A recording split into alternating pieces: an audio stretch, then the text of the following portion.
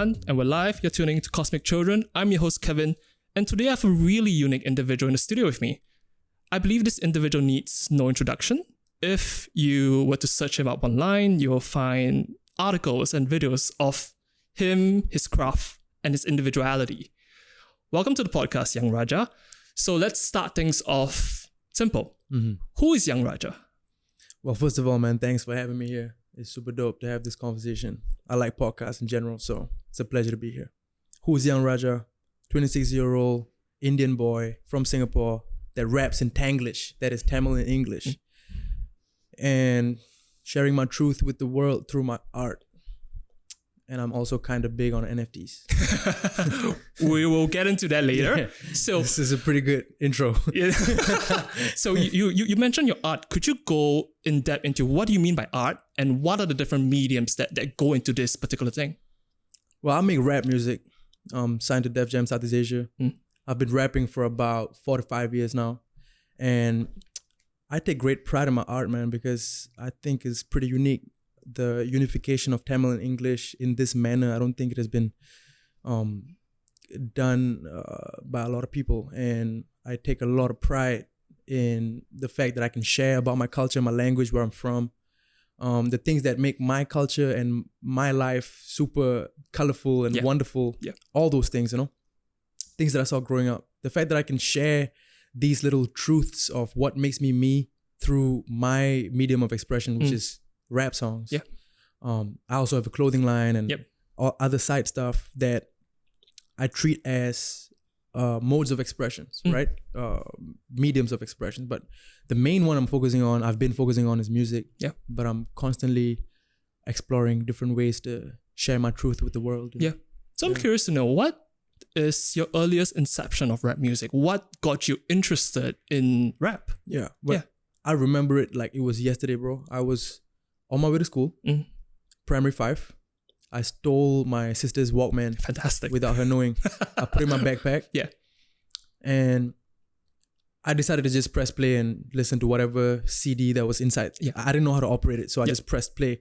And the first song I heard was, "Will the real Slim Shady please stand up?" Tight. And then I heard all this slew of vulgarities and explicit words. Had my hair standing. I had cold sweat because these are words that my parents told me to never say. Yeah. So it had a very adverse reaction in that 11-year-old mind that I had. And it just, for some reason, it deeply impacted my spirit. And ever since then, I've had this visceral attraction to 808s and flows, like flows that run like water, right? When I hear people like Eminem or Biggie, you know, when I hear some of my favorite rappers rap, I've just been so drawn to it ever since, 10, 11 years old. And besides Tamil songs, which was what I was listening to prior to discovering rap, hip hop has been the predominant genre of music that I've been listening to. Yeah. And little did I know that all of that exposure to hip hop culture and music and all the things that hip hop stands for, little did I know that all of that would lead to me becoming a full-time rapper. I would have never expected this. Yeah. But I've just been a fan, man. I've just been an enthusiast, very, very passionate about hip hop music, the culture in general. Do you remember the early days of pursuing hip hop culture? Yeah, from 13, and as you went on into your journey, what were you exposed to first after? Yeah. Well, the first phase of being exposed to rap music, there was Dr. Dre, Eminem, Snoop Dogg, the classics, right? West Coast, of course, Biggie. I have a big Biggie frame in my house, like. And then I went on to the history, the legacy, started to dig a little deeper to see who are the guys, the pioneers of rap, and then found NWA and Ice Cube and whoever that's been putting hip hop on the map from the 90s, late 80s as well. DJ Kool Herc. Oh, definitely, Like Wu-Tang. I mean, the list goes on, right? But it was over time. Like it was over a span of 10 years where I studied rappers. I picked a certain, like a top 5 list of artists that I went really deep into, but the exposure of rap music as like almost like an art form that I was so interested in that I wanted to know more about, that was over a span of 10 years. So from Eminem and Dr. Dre and all of those guys, I moved into all the different subgenres of rap, like T.I., where his flow comes from, Lil Wayne, where his different styles of rap, different flows, and is really just going down to the nitty-gritty parts of rap music that people don't usually notice. Notice. I really listen to rap songs, and I love to read the lyrics. I used to pull up all the lyrics and just read along to Eminem, and where that led me to was also a place that I wasn't expecting, which was trying to emulate these rappers and trying to make covers of these rappers, right? So when I was about 17, 18, when I was in poly, I was in Nyan Poly, I was studying mass communication. And just as a side hustle, not even a hustle, just like a hobby, I would literally practice rapping to my favorite songs all day and night. And I'll record it down with whatever knowledge I had on Logic or GarageBand or whatever, and just post them up on SoundCloud. It was a private SoundCloud page. It was just for me. Sometimes I'll let my friends hear it, but I got such a great kick out of listening to myself rap exactly like my idols. And that's how I went real deep into rap music. And then that led to a whole series of events that I can't explain, man. Meeting Faris, Faris telling me to try rapping with him, and then us going on to releasing a couple of rap videos on Twitter, and then that going viral, and then being discovered by Zeke and some of my day one guys, and getting signed to a record label. Next thing you know, I'm doing this like proper as a career, and I can't be any more grateful, bro. Like, it's unreal, man. I have so many things to be thankful for. That's just the story. Were you cognizant of what you were doing when you were 17, 18, just recording covers to yourself? Did you have a goal in mind that, this is the industry that I wanted to go in, I wanted to enter the music industry as a rapper? No, like, to be honest with you, at that time, my biggest dream was to become an actor. I started off as a childhood actor. At 13, 14, I started acting in Channel 5. Short films. Whatever projects I could get my hands on in whatever free time I had besides school, right? I did that for 8 years. And my real name is Rajit, right? So Rajit, I'm talking in third person because I wouldn't just, that little boy, Rajit as that little boy. When I was really young, the dream was to become the best actor that Singapore has ever seen. Like, I would go around school telling everybody, man, I'm going to win an Oscar one day. I want to be the first Tamil fella to put Singapore on the map. And that was the headspace I was in. As, young, stupid ass kid that just had no idea how the world works. Big dreams. My parents never asked me to lower my aim or anything like that. They've always supported that. And when I was in that life for about 8 years, I never once thought about pursuing music full time. Never once thought about it. So your focus was on acting, totally. It was totally on acting. And one of the reasons as to why rap music, like my passion for rap music, I wasn't so vocal about it, because when I was in secondary school, I used to get bullied. I used to get bullied, and I was this lame ass kid. I used to get pushed around. I never knew how to stand up for myself. I would get into fights and not know how to fend myself. But when I put on the headphones, I felt so untouchable. What is it about that? I don't know, man. Like, I still remember this so vividly, right? Going to school and going back home, right? The bus trips. My dad got me an iPod Touch at that time. So I had all the rap music that I love in it. So the trips to school, to and from school, I felt like the biggest G there is. When I'm hearing Can't Tell Me Nothing, Kanye West, Lil Wayne, a milli, whatever it is, right? Bass hitting. I felt so big. I felt so larger than life. And I felt like nobody can touch me, right? It was this power that I felt deep within my soul. And it's visceral, bro. Like, the way I walked, the way I stood up, my spine straightened out, the way everything changed. Like, every time I'm listening to rap music, I always notice how I feel, and I always felt powerful and great. And that did a great deal for my self-esteem, as a kid that is being bullied, as a kid that's being pushed around and not knowing how to maneuver life. At least I had that. So it's slowly translated to reality. And I never shared this with anybody. Like, all the friends I had in secondary school, nobody knew that I was a fan of rap music, because my personality then, how people viewed me then, and what I felt deep down when I listened to rap music, there was such a distant there was a dissonance, right? Yeah. Like there was no connection at all. Very far apart, right? And I was almost embarrassed because I felt like people wouldn't understand. Like I'm this guy, chubby, short, like no girls would want to talk to and all of that, right? Just not a good experience in school. If I were to tell them that, I'm a fan of Kanye and blah, blah, blah. You know what I mean? Like, there's a total disconnect. Total disconnect. Yeah. So I kept it as a secret and I didn't want to share it with anybody. Yeah. And that, and also I didn't have any friends in secondary school that were fans of hip hop until I met Faris. I met Faris when I was 18. And for the first time in my life, I got to share my passion for rap to its truest depth with a friend. Yeah. And he shared a similar passion, and that was the foundation for my friendship with him. And that is why he's my ride or die. And I know for a fact he would give up his life for me and I would do the same. Yeah. We were brought together. We bonded through hip hop. All those nights we went to hip hop clubs, Refuge, Canvas, all those nights listening to our favorite songs, rapping along, getting drunk as fuck, and just, rapping, ciphering, freestyling with one another, creating little rap circles outside Canvas. We did that. And that led to us becoming who we are today. Yeah. And we are very proud of the journey, man. And it's so cool that I'm sitting here sharing that with you. That is fantastic. So I'm curious to know, because you mentioned that your focus was always on acting. Yeah. And for 8 years you had your eyes set on that. But when you met Faris, something changed. Would you say that was quite the crossroads for you, that something changed because you had someone to share the passion with, to share music with, and you get the same kind of energy from him, and you guys can build each other up like that? Yeah. What I realized was all those years of me pursuing acting, what I realized now that I didn't realize then was that I wasn't really in love with the craft of acting.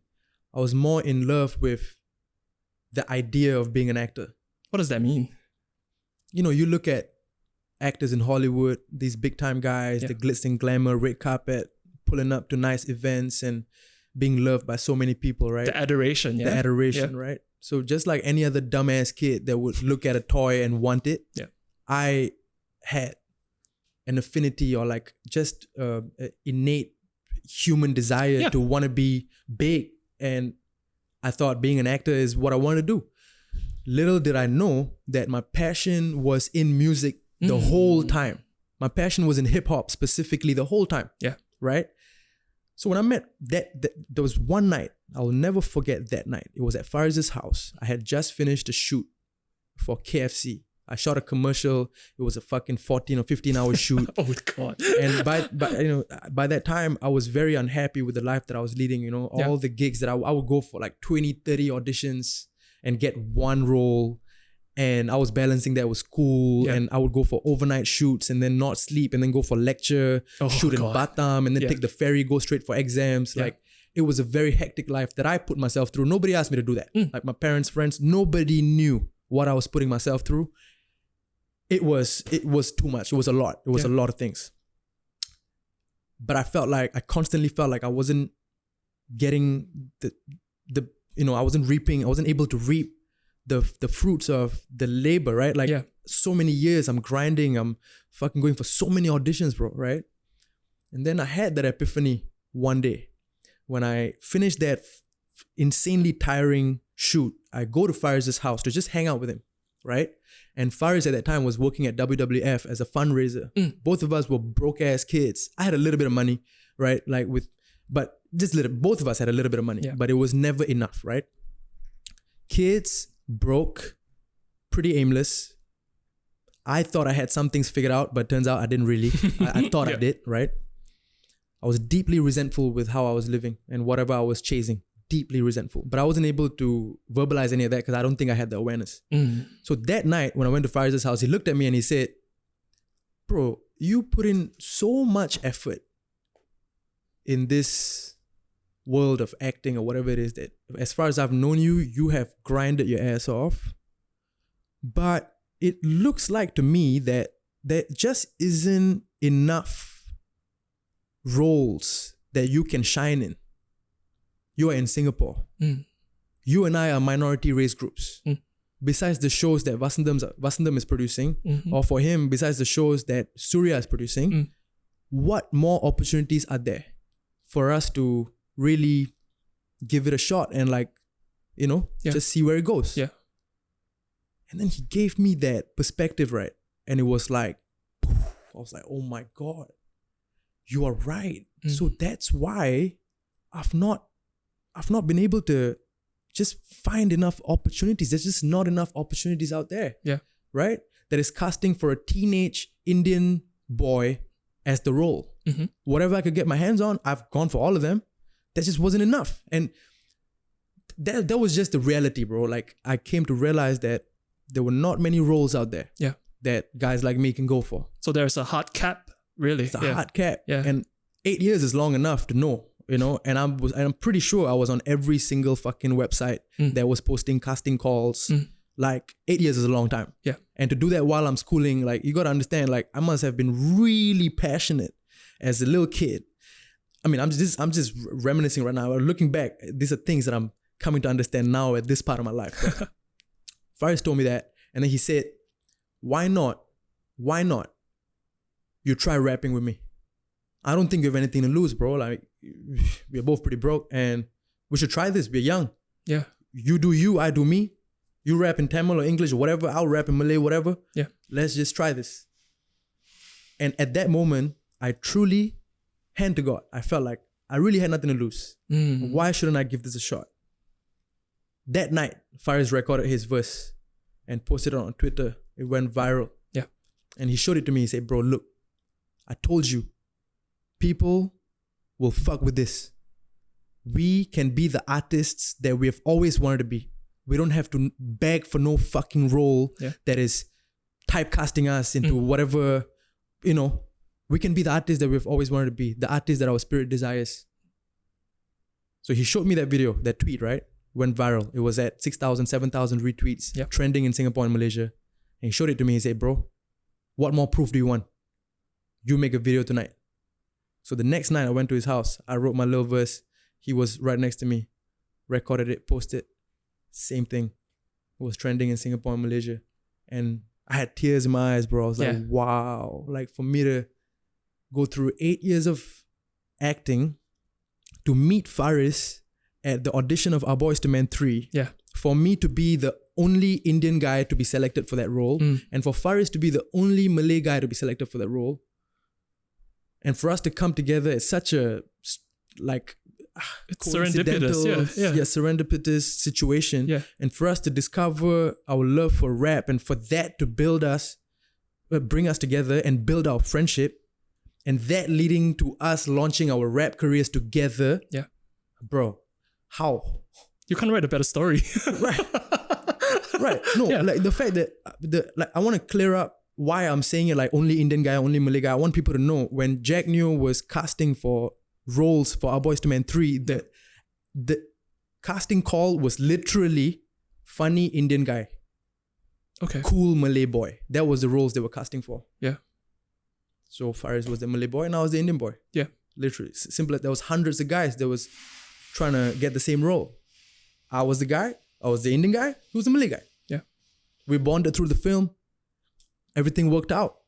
But I wouldn't have met him if I didn't, didn't have dreams of being an actor. Yeah. And that just blows my mind away how the universe works, man. So precisely. I have no complaints, bro. Like, shit, it's unreal. So I'm curious to know, what is your relationship with failure? I used to think that failure is bad and failure is like something that you should avoid or dodge at all costs. My most recent understanding of failure is that it is a lesson. It is a lesson that you should be able to digest and internalize objectively for you to move forward with better perspective and better understanding of things. If you see failures as lessons, now everything is a game now. You know what I mean? Yeah. You're just learning as you go. I read somewhere, I don't know who said this, but if you can move from failure to failure without losing your spirit, you have figured life out or something like that. That's a powerful phrase. Yeah. And I don't fear failure anymore. I can tell you that. Like I have feared failure all through my teenage years, not being the man that I've always wanted to be, not being the son, not being able to be the son that my parents expect me to be. I took a very unconventional route. I'm Indian Muslim background. All of my cousins are getting their degrees and helping out with the family business. And here I am saying fuck you to a degree, and just all of that, right, had always created this space for fear and uncertainty, and like just what, like that little voice in the head that says, what if, bro? What if whatever you're thinking about yourself is just not it? You know, I've had that, bro. I've had that. And I come from a pretty big family. I'm the only son. I have 3 elder sisters. I've always had the pressure. I don't know how much you know about Indian culture, but in Indian culture, the son is the pillar of the family, right? The son is pretty consistent with Asian cultures. Yep. But this was my experience, bro, growing up. So there's a lot of expectations on you. Pressure was insane. Yeah. It was so crazy. I'm the only son, but I'm the last child. So it's like, yeah, we expect you to take care of us, but you're still a baby. So fuck, how do we, you know? It was very weird. But ever since I was 9, 10, I knew for a fact that I knew deep down. My parents didn't have to tell me. I just knew that my parents expect me to be this kind of guy. The kind of son that any Indian Muslim parent would want. Yeah. Kind of son that is filial, that is taking care of them, that's financially independent, that is, you know, all of that, right? And I have 3 sisters, and all of them collectively have 9 kids together, and I'm the only uncle for all of them. Yeah. So like these little anecdotes of my reality, whenever I think about them, I can't help but to feel an immense, visceral, overwhelming sense of fear, right? But praise God, bro. God is real, man. The universe is real, and the universe is powerful, and the universe is listening to your prayers all the time. Little did I know that all of my dreams, my adolescent dreams, my teenage dreams would come into fruition by me pursuing music. I would have never expected this. I would have never in a million years seen this coming, right? But somehow I feel like my prayers are getting answered, bro. And it's like someone's looking out for you. Somebody's looking out for me. I don't know whether it's my grandma, my parents' prayers. I don't know what it is, but I'm a blessed soul, bro. The last couple of years of my life have been nothing but joy and ecstasy, not just for me, but for my family. And I can safely tell you right now that I don't fear failure anymore. Do you accept it? I accept it. You welcome it, yeah. I love it, actually. I am doing a couple of other stuff besides music now. I just opened up my cafe.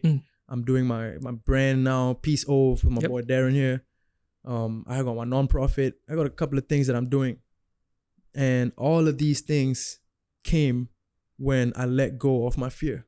And that was this year, the beginning of this year, when I realized that tomorrow may not come, bro. Exactly.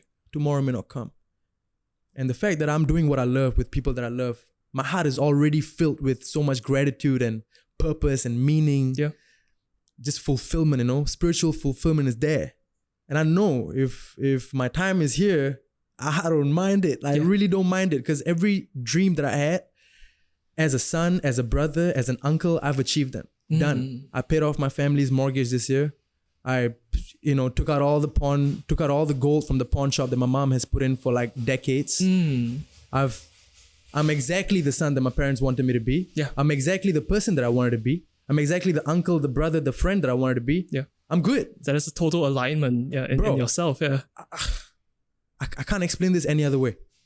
So that's why I can sit here and tell you so boldly that I don't fear failure anymore. I'm curious to know what has informed this particular framework that you had. You said only this year. So what changed? What do you did you have a conversation with someone? Did you watch something that kind of informed or kind of showed you this particular framework to look at life?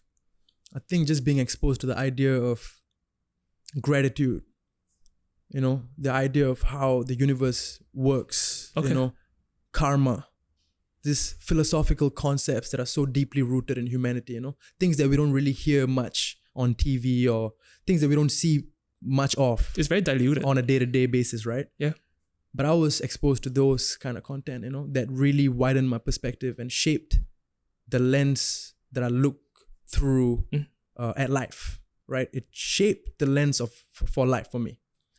one of the biggest attributes to this new lens that I'm looking at life through is practicing gratitude, the daily practice of gratitude. Help me to understand what that means to you. Well, just pausing for a second, right? Because all of us are in a little hamster wheel. We're always trying to strive towards the next thing and the next thing and the next thing. Yeah. Human beings can never be satisfied, man. That's human nature, right? I give you a $5 million bungalow, you're going to be thinking about when you're going to move to a $10 million bungalow. Exactly. And that's just how it is. It never stops. It never fucking stops, right? I used to think of like, oh, once I get this, I'll be happy, right? I got that. Then my mind immediately goes to the next thing. And I've come to learn that that is how the human mind works. And I've come to accept that. But there was one day where I picked up this book. It was called The Guidebook to Gratitude. The Little Guidebook of Gratitude. That's what it's called, if I'm not wrong, right? Okay. Just a little book picked up from Kinokuniya. The book detailed all of the biophysical or like on a biochemistry level. I don't know what's the right word for it. Almost on a neurological. There we go. That's the word I was looking for. Neurological level. What are the benefits that practicing gratitude daily has, right? So scientists that have researched this field of practicing gratitude, what are the benefits of it? What is the goodness that comes out of it? Yeah. They detailed all of that in the book. So basically what it is, right? You sit down, you pause everything, right? You take away everything. You just sit down quietly, like how you would sit in meditation. Whether you want to take out a piece of paper and a pen and write down 5 to 10 things that you wouldn't want to lose. 5 to 10 things that if you were to lose, your life would be way more miserable and you would be way, way more unhappy and just resentful towards life. Yep. What are those 5 to 10 things? Write them down.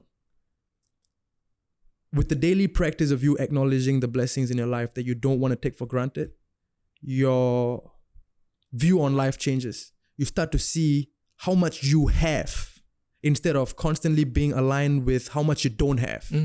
Because that's 99.9% of us.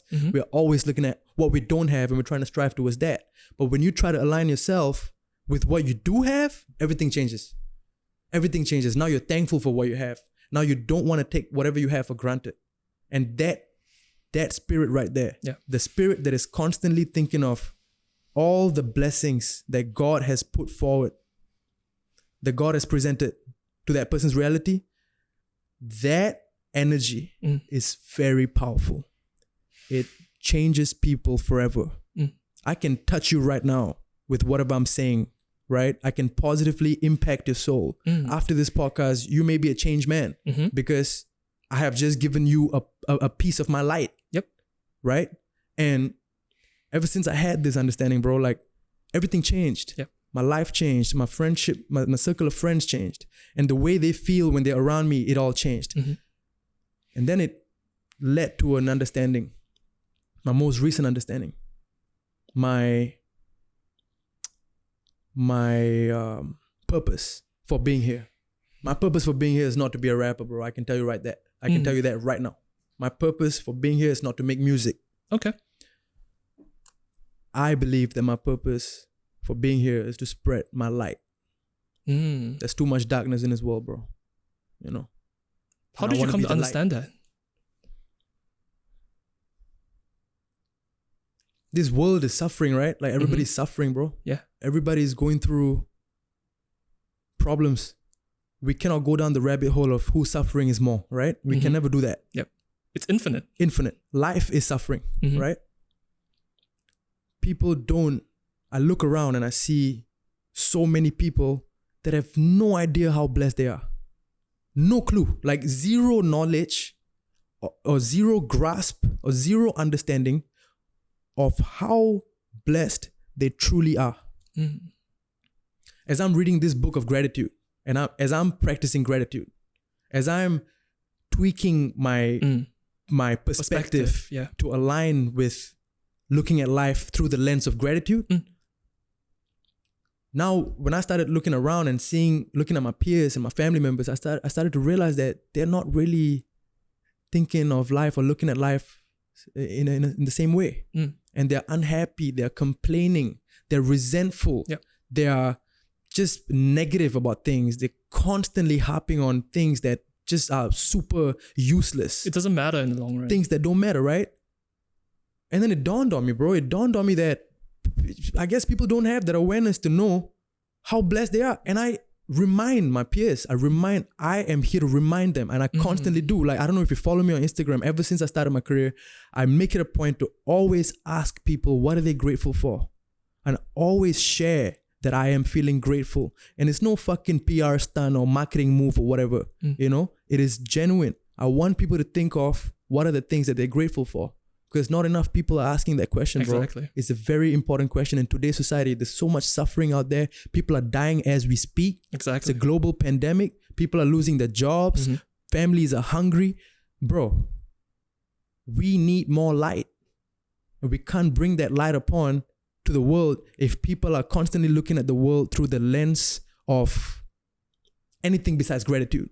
If they're looking at life and finding things to complain, finding things that could be better, and just focusing on the bad and the negative, we have to realign our focus. Yeah. Because where attention goes, energy flows. Precisely. You know? Yeah. And if you are surrounded by motherfuckers that just constantly keep focusing on what is whack in their lives, it's not gonna bring them anywhere, bro. Whatever that's whack is gonna grow. Whatever that they don't like is gonna grow. I wanna be here to remind my friends and my family members to focus on the good, because there's a lot of goodness in life, bro. There's a lot of goodness in life that we cannot take for granted, that we should not take for granted. And that is just my mode of living as of now. And I would love to always realign myself back to this truth. Yeah. Was it challenging for you to, as you read the book and as you got exposed to what the book says and you're tweaking your internal self, was it challenging for you to adopt this particular outlook of the world? Did you have moments where, I guess, the internal self wanted something a bit more materialistic and wanted something a bit more selfish in a sense? Was it difficult and challenging to grab? Because I don't imagine things to just change overnight. You read a passage and whoa. I imagine it's a process. So was it a process for you? And could you describe that? Absolutely. Yeah. It was a long process. It was many months of just daily practice of gratitude, just writing down, just making it a point, like be disciplined with it. Just write it down until the day it doesn't even feel like it's some extra thing that I have to do. It's just a part of my day-to-day, my morning routine. Yeah. Write down the 3 to 5 things I'm grateful for, right? Of course, human nature, right? You get caught up in your own ego. You get lost in the sauce, whatever the fuck you want to call it, right? Human nature, you fall for greed, lust, whatever it is, right? Just like any other person. But I consider this almost like a faith, almost like a pillar. You know, gratitude is my mode of living. It is like a religion, bro. Gratitude is something that I practice daily, like how people practice their religion or any religious stuff. And with daily practice, you get better at it. And as you get better at things, it flows smoother. And you don't have to try so hard anymore. And it just... So the resistance is chipped away little by little. Chipped away. And now I'm at a place where there's no resistance. So now I don't have to write it down in a book. Now I can just sit down. Right now while we speak, there's 10 things at the back of my mind that I'm grateful for. You know, I'm constantly thinking about it. I never let it leave my frame of mind or my, you know. Your view of the world, really. It never leaves. It's always there. And as far as I can, I will always try to honor and protect that, you know? Because life works. You can never try to hold on to things too much. You can never try to grip onto things too much. Life is funny that way. Life is funny that way. Anytime you try to grip, you create friction within yourself. And you don't want that, right? Friction is not good. Friction is going against the grain with your soul. You don't want that, right? I'm just aware of these things. I'm aware of the things that I'm grateful for, and I just keep that awareness. I keep it front and center. I keep it the focus. Everything else is secondary. How does this revelation change your process of creating music and your craft? I always ask myself if I'm enjoying it. Okay. You know, if I'm enjoying it. Because one of the biggest things that I'm grateful for in my life is the fact that I get to do what I love. There's so many people that would kill to have what I have, would give an arm and leg to have what I have. I know people that have struggled for years, bro. Like not 1-2 years. I'm talking 5, 10, 15 years to, have a career, a stable career, or like, launch themselves, put themselves out there. Yep. I've seen people struggle. I've struggled, right? And the struggle is real. Mm-hmm. I acknowledge how blessed I am to be put in a position where not only do I do what I love, I get to do what I love with the people that I love, right? God has blessed me with everything that I've ever wanted, right? That is my truth. So if I were to do music, the only thing that matters is, am I having fun while I'm doing this? Because that's why I chose this. Yeah. This is fun. I love hip hop. It should be fun. The moment it starts to feel like work, the moment it starts to feel like I'm doing this for money, or I'm doing this to get the bag, why would I give energy to that when I already acknowledge the fact that I'm living in abundance? You know? I always try my best to, in the creation of music, right? Always try to realign myself back to the intention of what it is that we're trying to do here. Are we trying to make music that we love? Are we trying to find the next big song that is going to extend my career by another 1-2 years? Yeah. You know what I mean? People get caught up in that approach. Yep. I'm very blessed to have a team that is filled with people that are original thinkers, man, innovators in their game. Shout out to Zeke, shout out to Rhythm, shout out to Fuzz. Like, I'm surrounded by some of the best, bro, at what they do. And they inspire me. And every time I get together with them, the intention is always pure and clear. We're doing stuff that we love. Yeah. We can stay up all night in the studio, go through 100 beats, write, I don't know how many lines of raps, how many verses of raps, and still have fun, Always try to bring myself back to that. Sometimes, in the business of being an artist, that can get lost in translation. Yep. They're setting deadlines on you. They're telling you, oh, we need a song by Friday. Yep. We need to put out that freestyle by tomorrow, blah, blah, blah. Then you start to you start to face a very strange reality where now you're being put in a place where your creativity needs to be forced. And then it starts to feel a bit like, hey, what's going on here? Like, how come I'm not enjoying this like how I would usually? Then I have to just relax and calm down and bring myself back to, realign myself back to the intention and know that this is part of the game. This is a challenge that God is putting in front of me. This is an opportunity for me to see if I can step up to the plate. Yep. Can I do it? Can I not do it? If I can do it, good job. If I can't do it, what do I need to improve on? Going back to the lesson. And one of the biggest things I've learned this year is finding the lesson, bro. Finding the lesson. If I'm put in a tough spot, people around me is too much noise. I got to get my stuff done. I got to get my shit done, and I can't cut through. Whatever that struggle is, after that struggle is over, I always try to find the lesson. Because it's always trying to teach you something. Whatever that is placed in a reality is not accidental, bro. Because there could have been millions of other things that could happen in your life for you, right? Yeah. Literally. Yeah. Millions of things. Yeah. The universe is a big place, man. Oh, definitely. Right? Yeah. Big place. A lot of things are happening every second. Yeah. Anything could be happening. But if something very specific is happening to you, I have reframed my view, right? If it's an obstacle, if it's a difficult time, it's happening for a reason. And the quicker you are able to find the lesson, the better it'll be for you moving forward. So it's almost like you're ready for it. You're anticipating it even. I'm anticipating it. Like, I want to know. Yeah. Like, now with this understanding, everything feels like a game. I'm going into NFTs and cryptos. I'm not afraid to lose this money. I just opened up a cafe. I have no idea what the fuck I'm doing, bro. I have no idea what the fuck I'm doing. I have zero experience in F&B. Yeah. Well, so did I with rap. I had zero experience in being a full-time rapper. I had to figure it out along the way. Yeah. Learn the ropes of the game with good people around me, my support system that have taught me so many things. But yeah, like, shit, man, like, I'm not afraid. Yeah. I'm not afraid to like try these things. It's okay if I fail. I'm so willing and ready to find the lesson, bro. And I've been doing that for the last couple of years. And there's no way I can explain how that has had an impact on my psyche. So it keeps you focused and it keeps you grounded as well. Yes. super focused, super grounded, constantly thankful. Just thankful for the good and the bad. Yeah, and the bad. And the bad. For the good and the bad. Because the bad happens to teach you a lesson. That's hella painful, isn't it? Yeah.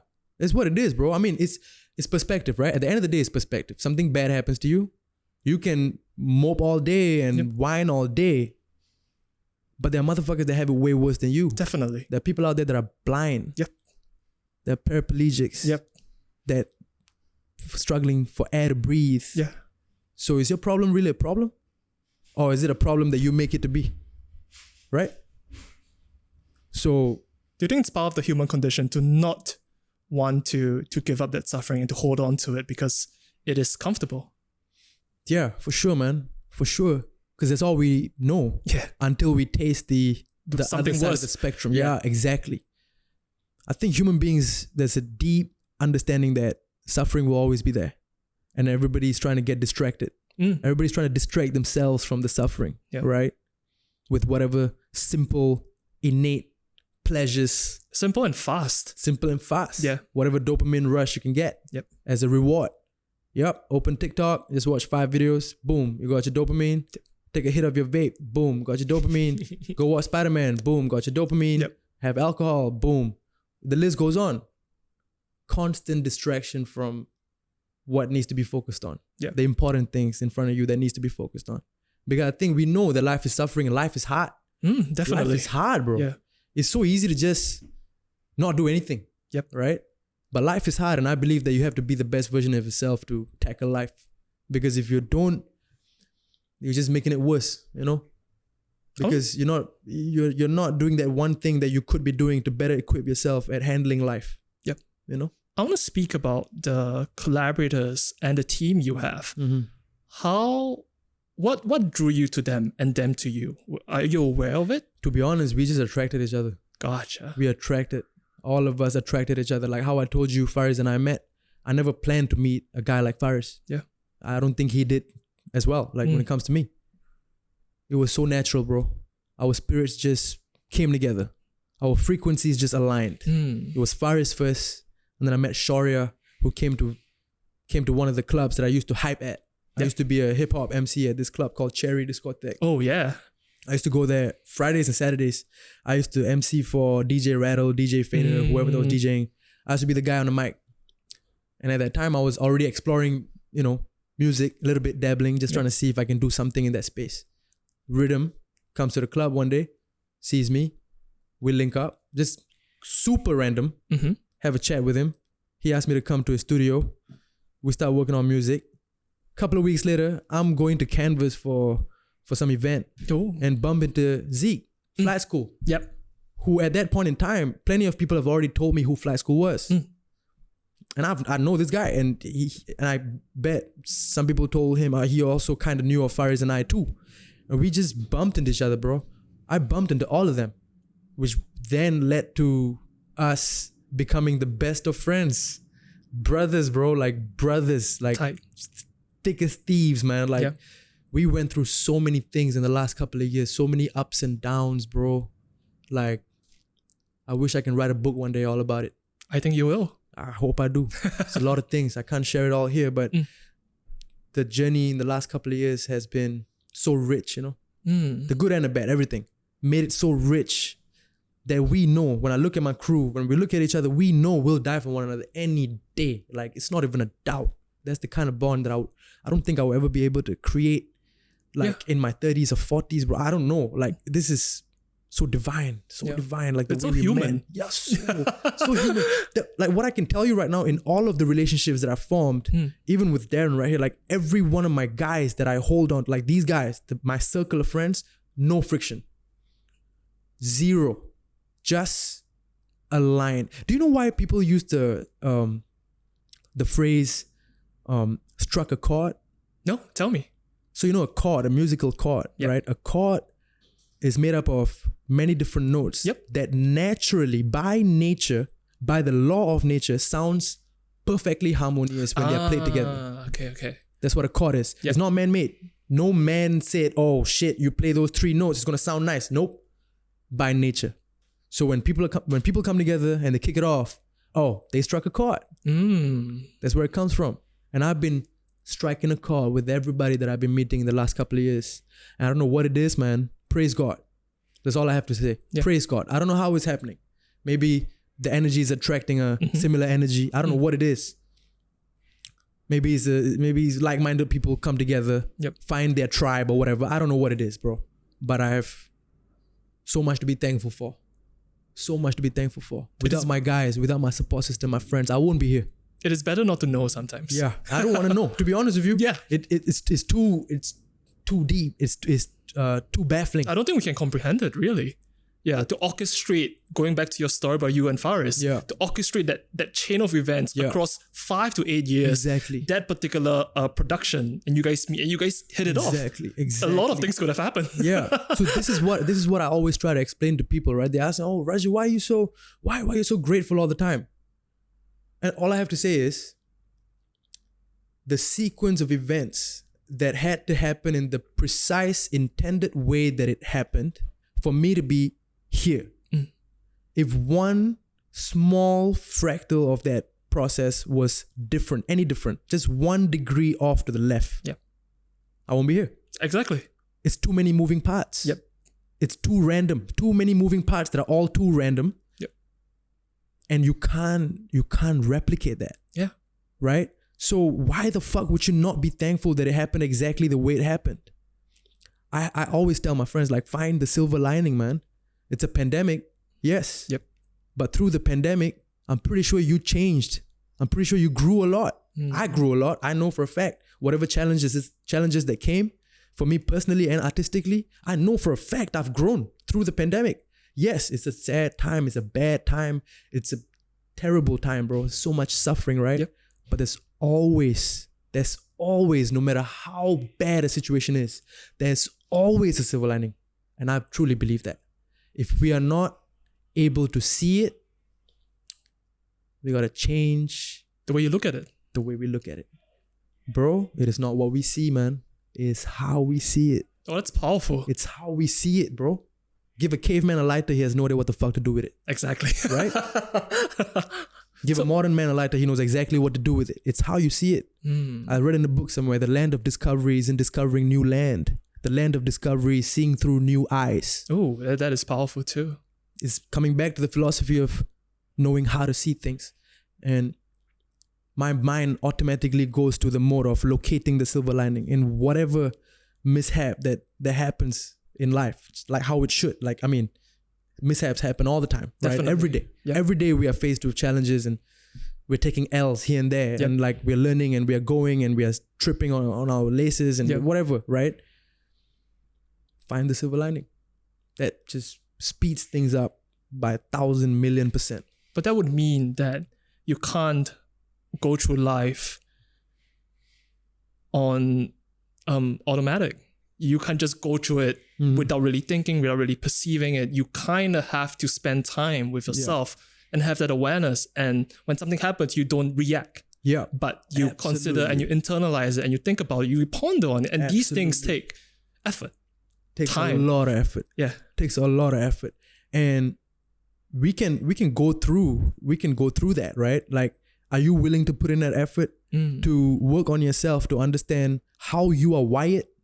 Because if you can't understand yourself, you try to understand the world, bro, good luck to you. You know what I mean? Yeah. You can't even understand yourself. You're trying to understand your family, your friends, how the world works, like understand whatever game, whatever career that you're trying to pursue. Yeah. You can't understand jack shit if you don't understand yourself. Because only through self-discovery, you can discover everything else, bro. It's through the process of self-discovery, everything else lies. What has helped you in this process of self-discovery? Support systems. My family, my friends. Yeah. In my darkest of hours, they're there. I have fucked up many times in my life, just like you would have had, right? Or anybody else would have had. Yeah. But my friends, my family was there to remind me that this is part and parcel of life and we have to keep moving forward, right? All of those events, I try to imagine me handling them different ways. I could have gone into depression. Let's just say I go through something, a breakup or whatever. I could have easily gone through depression. It is a probability. Yeah. Could have ended things, could have went completely south. So many things could have happened, bro. Yeah. Right? But that didn't happen. I had my support systems right there when I needed them to remind me what is important. Right? To realign myself back to what's most important. And I keep moving forward.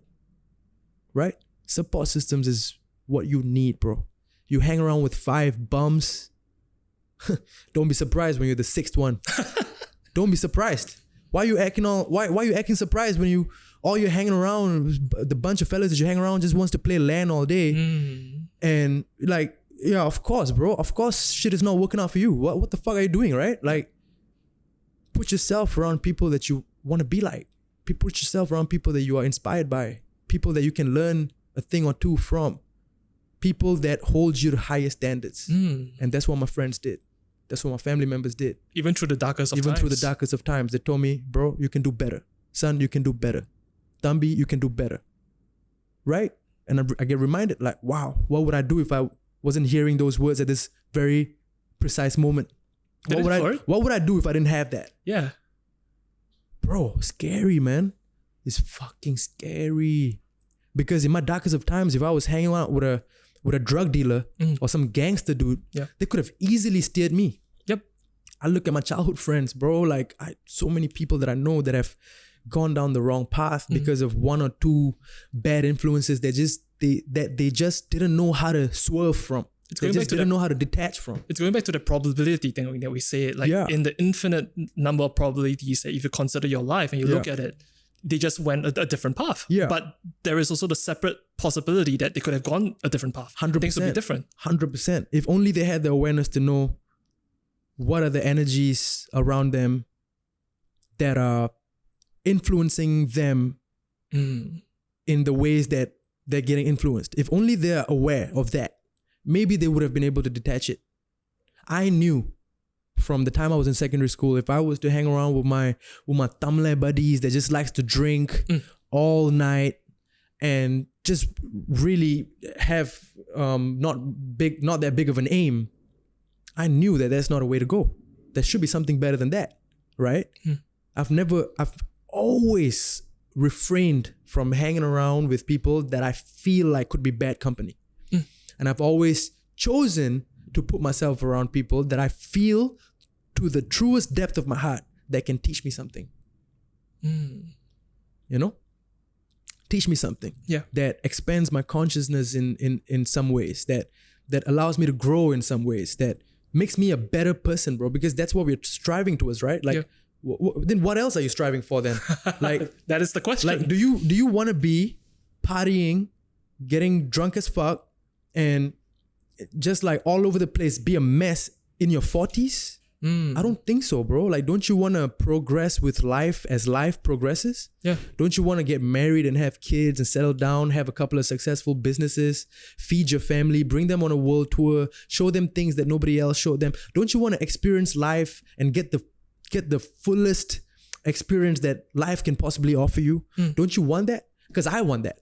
Because if you don't want that, that's fine. If you just want to live life and just die one day, I'm completely okay with that. But I know for a fact I don't want that. So therefore, I'll do whatever that's necessary today. You know, I'll correct my behavior today. One of my friends that is not really a good person to hang around with, I mean, I love him to death. Yep. I love him to death. But he's not a good influence to be around. He's calling me to go hang out with him at some bar. I have another friend that is a crypto millionaire that wants to have dinner and talk about the future of Web 3.0. Well, which call do you think I would answer? The second one. Second one, right? Yeah. That's a conscious decision on my part. If I were to just be blindly following where the wind blows, just going wherever life takes me, I don't think I would be here. Right? There's 2 sides to look at it. Definitely. One, whatever life throws at you, you just meander. Right? You just meander and you don't really have a grasp on it and whatever.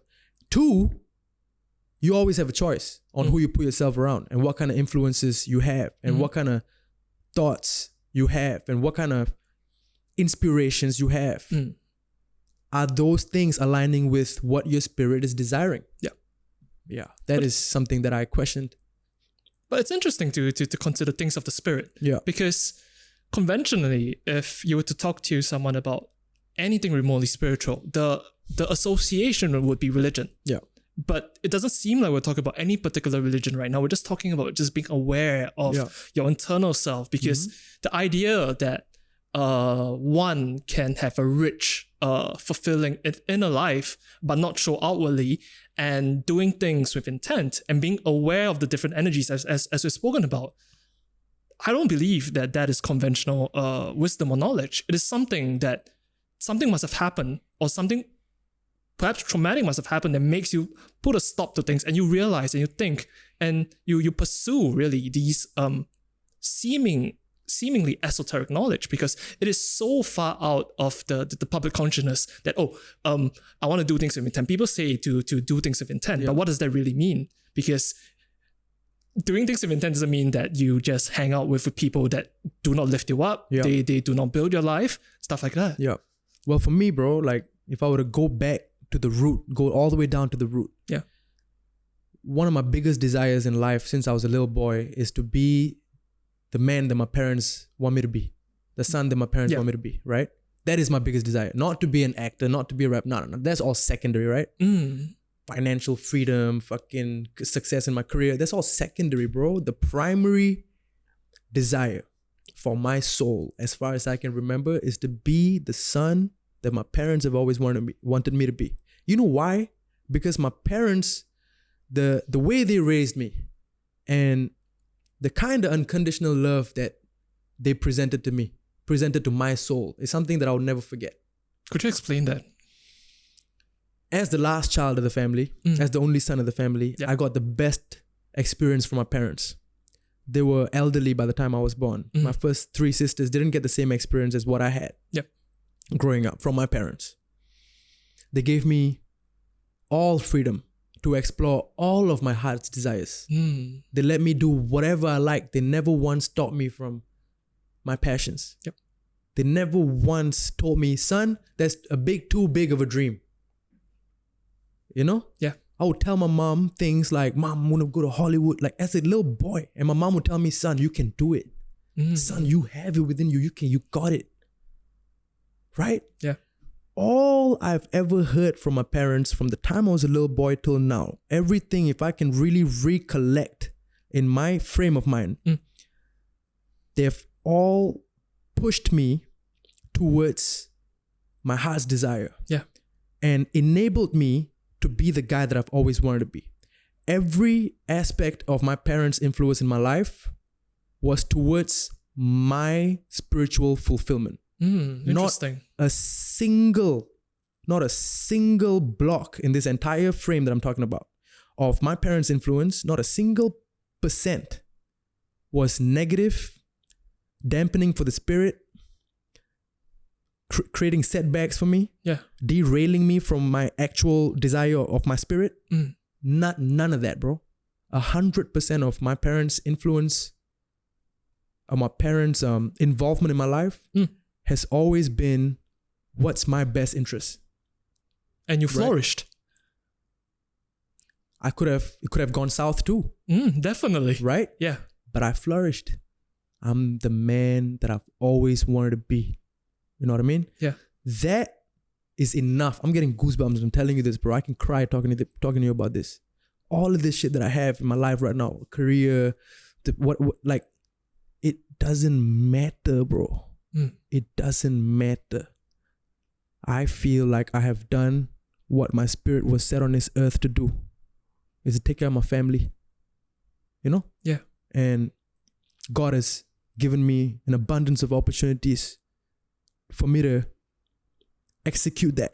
Yeah. For me to have that, exactly what my spirit was desiring. Yeah. Right? So coming back to your question, because this was my childhood experience, so wonderful, bro.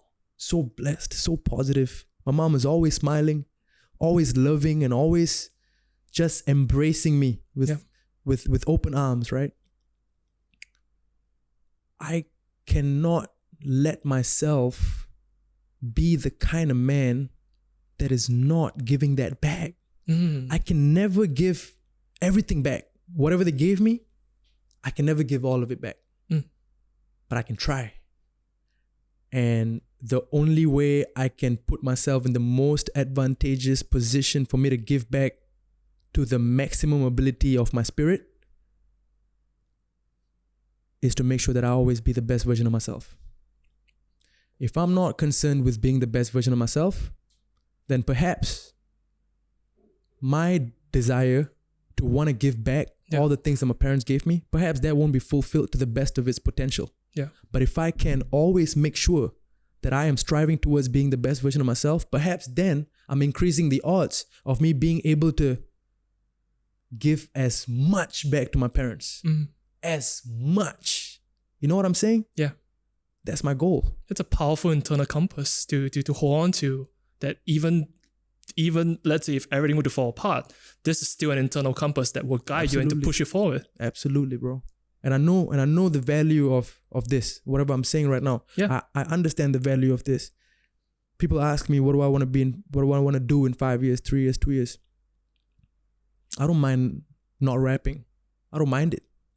I don't mind not having any businesses. I don't mind any of that, bro. To be honest, life changes. Definitely. Changes in lives is constant, right? Yeah.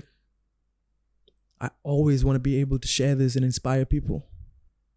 Because what got me here is not my dream of wanting to be a big rapper one day. None of that. None of that. Yeah. What got me here is the desire of wanting to be the best version of myself and the best son my parents could ever have. That intention led to the series of events that I can't explain through logic or intellect. It's interesting because to consider that, to consider, let's say, an individual who has the intent to be the best rapper and an individual with the intent to be the best person, the best individual that he could be.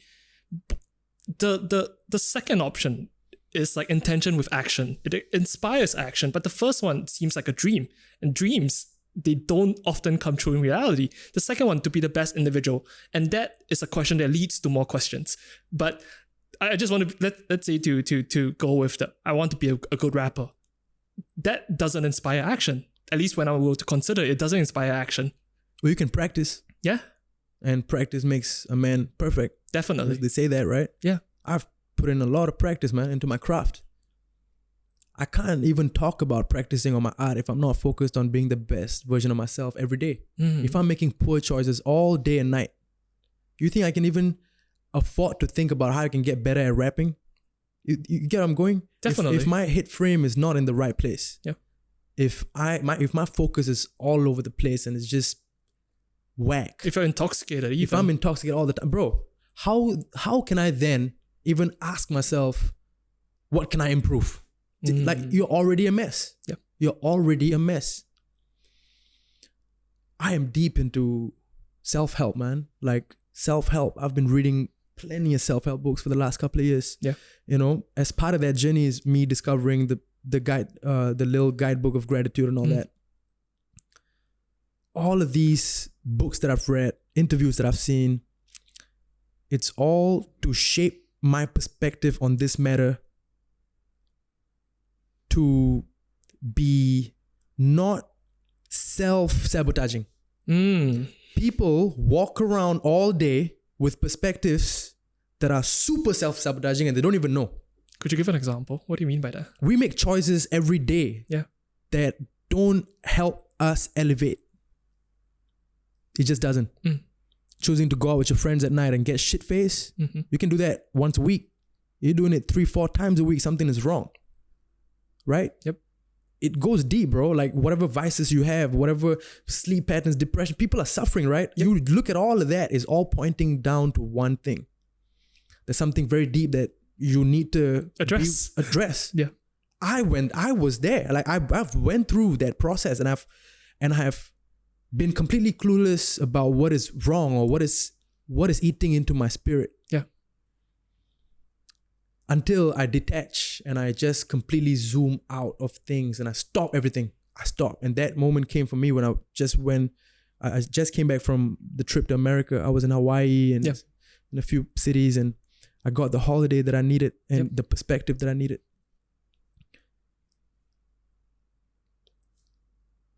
coming back to your question, bro. Your question was what exactly again? It's not more of a question, but it's more of a thought. Like it's important to clarify within yourself, not with anyone else, but within yourself, the intention you want to have, and to methodically plan and to lead with a kind of faith in yourself. Yeah. Because going back to the idea of meandering, nobody's teaching you this. Yeah. Someone, if you're actually interested or if you're even curious, you have to navigate this seeming vastness of knowledge, and who knows if even the knowledge you're taking in is the right knowledge, the quote-unquote right knowledge, right? There's so many people saying different things. Yeah. And the idea of leading with an intention and leading with a little bit of faith in yourself and just seeing how it goes. Yeah. So I was telling you about the self-help books, right? The quest for self-discovery started a couple of years ago, and me pursuing music just added on to that. Like, because the process of making music is also self-discovery. Definitely. You know? And hip-hop as a genre has a certain default demand for authenticity as a genre. I don't think any other genre of music share that characteristic. What do you mean by that? It demands authenticity. It demands authenticity. Because if you're being some guy that you're not, if you're rapping about things that you don't have, you know, people can see right through that, right? Yeah. Rap has always been about what is your story. Yeah. I rap in Tamil and English because that's who I am. I rap about Theka because that's where I'm from. I rap about Singapura because that's my hometown, right? I can't possibly be sitting here rapping about things that I don't see in my reality. And you'll be surprised if you know how many people do that, right? As a fan of rap, man, as an enthusiast of rap, there's something I've always admired about the art form, right? It's one of the truest art forms I've ever seen. Rap music, and it brings people together. It stands for wonderful things like love, unity, brotherhood, celebration of life, celebration of coming out of your struggle. Yeah. You know? So, pursuing music full time, pursuing hip hop music full time, just added on to that journey of self-discovery. But the learning continues, man. The learning definitely continues. The learning continues, you know? Like, as I'm trying to intentionally get better at my craft, 100% of my focus is not going into that.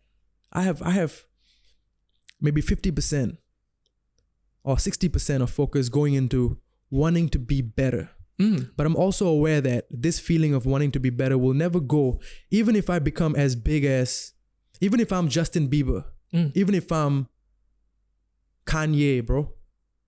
If I could be anybody, right? Yep. You could pick anybody in the world right now. You could be Elon Musk. Yep. I'm pretty sure Elon Musk has some things he could improve on. There's a high probability that he has doubts too. Yeah. It's a high probability he's looking at how he's managing his life and he's going like, okay, you know what? This could be better. That could be better. Yep. What does this go to show? This goes to show that there will always be things to improve on. That's the human condition, right? As we talked about. Yeah. That's why I don't want to put 100% of my energy into wanting to be better. That is human nature. That could be a trap in itself. Yes. I understand that through time, you learn. Through practice, you learn and you get better, right? 60% energy goes into that. 40% is left for the divine to come in and do his thing. What does that mean? Leave room for God to be present and to guide you. Because if you try to fucking grip onto that thing and don't want to let it go, you're like, I want this. I want to get better at this. I want to execute this like that. And you put all that pressure on yourself. You create all that friction in your heart. It's not going to do you any good. From your experience? Yeah. You always need to have not too hard and not too soft of a grip. The moment you start to feel like you need to have a harder grip, let it go. You know? So if you ask me, that's now the two things that you talked about, right? One is wanting to become a better rapper with intention, and another is becoming a better individual. Yeah. I would say I have my focus on both of those things simultaneously, but I'm always leaving room for God, for God to do his thing. Because God always comes in, presents you with something that you would have never seen coming. Just like how I became a rapper. I would have never seen this coming. But did it change my life? Yes, it Definitely. did. To a degree that I can't explain. It changed my life totally. Yep. Not just my life, but my family's life too. You know? I'm always aware that anything that I get into, anything that I'm doing, I leave room for the divine to do its magic. It kind of changes the entire equation, isn't it? Yeah. Yeah, you can plan everything. Man plans and God laughs. That is the conventional phrase right there. Yeah. Yeah. Because bro, I know I have heard stories from people that have tried so hard. Like they try so hard to make something work. Yeah. Man, like just is flashing in my head right now. All the stories I've heard of people just unhappy and upset that things are not working out the way they want it to work out. You know? Yeah, definitely. Now, I just feel like, man, that's just not the way to go, man. I don't think that's the way to go. So there's an acceptance of things and reality. Yeah. And because you may not realize it then, but God has other plans for you and those plans will be presented to you. Maybe in a couple of years, you'll have the eureka moment, right? Yeah. The eureka moment where you realize, oh shit, all those things had to happen so that I can learn this so that this could happen. Yeah. Like for example, like I had to go through 8 years of acting so that I can one day apply for an audition for A Boys to Men and be that one Indian guy that gets that role for me to meet Faris, who then becomes my best friend, who then changes my life and my family's life completely with an idea that he planted in my head. Right? If at that very precise moment, I was thinking to myself like, fuck man, fuck that acting shit, man. I wasted 8 years of my life trying to chase my own tail. Yeah. If I had thought that, now with the new perspective that I have, which is if I hadn't gone through those 8 years, I probably wouldn't have gone for A Boys to Men and I probably wouldn't have met Faris and my life wouldn't have unfolded the way it did, which I'm very grateful for how it unfolded, right? Yeah. So many years after meeting Faris, I look back and I'm truly, truly grateful for those 8 years that I spent as an aspiring actor. 8 years is a really long time. I used to be resentful about it. Definitely. I think it's a normal reaction. Yeah. But I've had the eureka moment. I understand that if it wasn't for those 8 years, I wouldn't have met Faris, who is one of the most integral parts in this whole equation as to me today. So that is what I'm talking about. You may not know it right then. When I met Faris at A Boys to Men, I didn't know right then how big of a role this guy would play in my life. God's probably laughing. Right? Right? Yeah. It's crazy, bro. Yeah. When you zoom out and you start to look at how the timelines come together, right? How the events in your timelines come together. Yeah. And however puzzling it may be as it's happening, there's always that eureka moment where you go like, oh, so that had to happen for me to be here or for me to do this or whatever. And then everything comes full circle. Yep. Right? Yeah. And there's an alignment. Yeah. Yeah. And I've experienced that one too many times. So for me to even think like, I want to fucking get this and this done, it feels foolish, bro. I feel foolish as fuck. You're just holding on too tight. Yeah. Like just let it go, bro. Like what the like why are you trying to go against nature? You're trying to go against the law of the universe. Fam, all the best. All the best to you. Yeah. It's going to be a tough time ahead, buddy. Yeah. Tough road ahead. It's going to be really difficult if you do that. And I look around, I've seen plenty of people that put themselves through that path. Yeah. And suffer through, you know? Yeah. I don't want that for myself, nor for my family. But that's the unfortunate thing about the human condition. We are too zoomed in, but as a matter of fact, we should zoom out. Yes. Because when you zoom out, you realize that whatever you may be going through, however detrimental, whatever you want, it doesn't mean anything. It doesn't mean anything. And the more you zoom out, the more insignificant it will be. Yeah. And it is within the insignificance that perhaps you could find a little bit of intention and inspiration to actually move on. It sounds like as the core thing that I got from what you just said is to always move forward in whatever ways that you feel is right and authentic to yourself, even though it might not make sense, even though that everything externally could be going against you, but just move forward. Yeah. And because hindsight is always 20/20. Yes, you can look back at 8 years after going through it, but at any point during the 8 years, you could have just given up. Yeah. Because I would imagine as an aspiring actor, having the realization that, oh, the roles in Singapore, it's hard capped. There is only so many roles at a time. It is a pretty big blow to know that because of something you can't control, there's only so much opportunities you have. Yeah. And that could be quite a devastating role. But you went for it. You went for the audition. Yeah. I went for it. Yeah. I went for it. And I kept moving forward, yes. But through moving forward, the perspective grows. Yeah. Perspective expands. You start to see things in a way that you previously didn't see. Yeah. And that changes everything, bro. Yeah. It's not about what you see, it's about how you see it. Precisely. Right? I'm curious to know, how has fame, or what has fame taught you about yourself? You are a public figure. So I'm just curious to know, throughout that process of honing your craft, changing your perspective, and achieving this level of fame, what has it taught you about yourself? Taught me that a lot of people, not a lot of people, I think everybody, I think every one of us have a deep, innate desire to want to be famous, to want to be loved, want to be admired, want to be paid attention to. Yeah. Right? What I've learned in the last couple of years, fame is a drug, bro. It is a drug because it gives you all the dopamine that you could possibly have. Yeah. You know? You have everybody that wants to be your friend. People that used to, you know, DJ Khaled says it. They try to kick you when it's down. They try to kick you when you're down and try to kick it with you when you're up. Well, that's perfect. Yeah. Right? Yeah. I was bullied throughout school.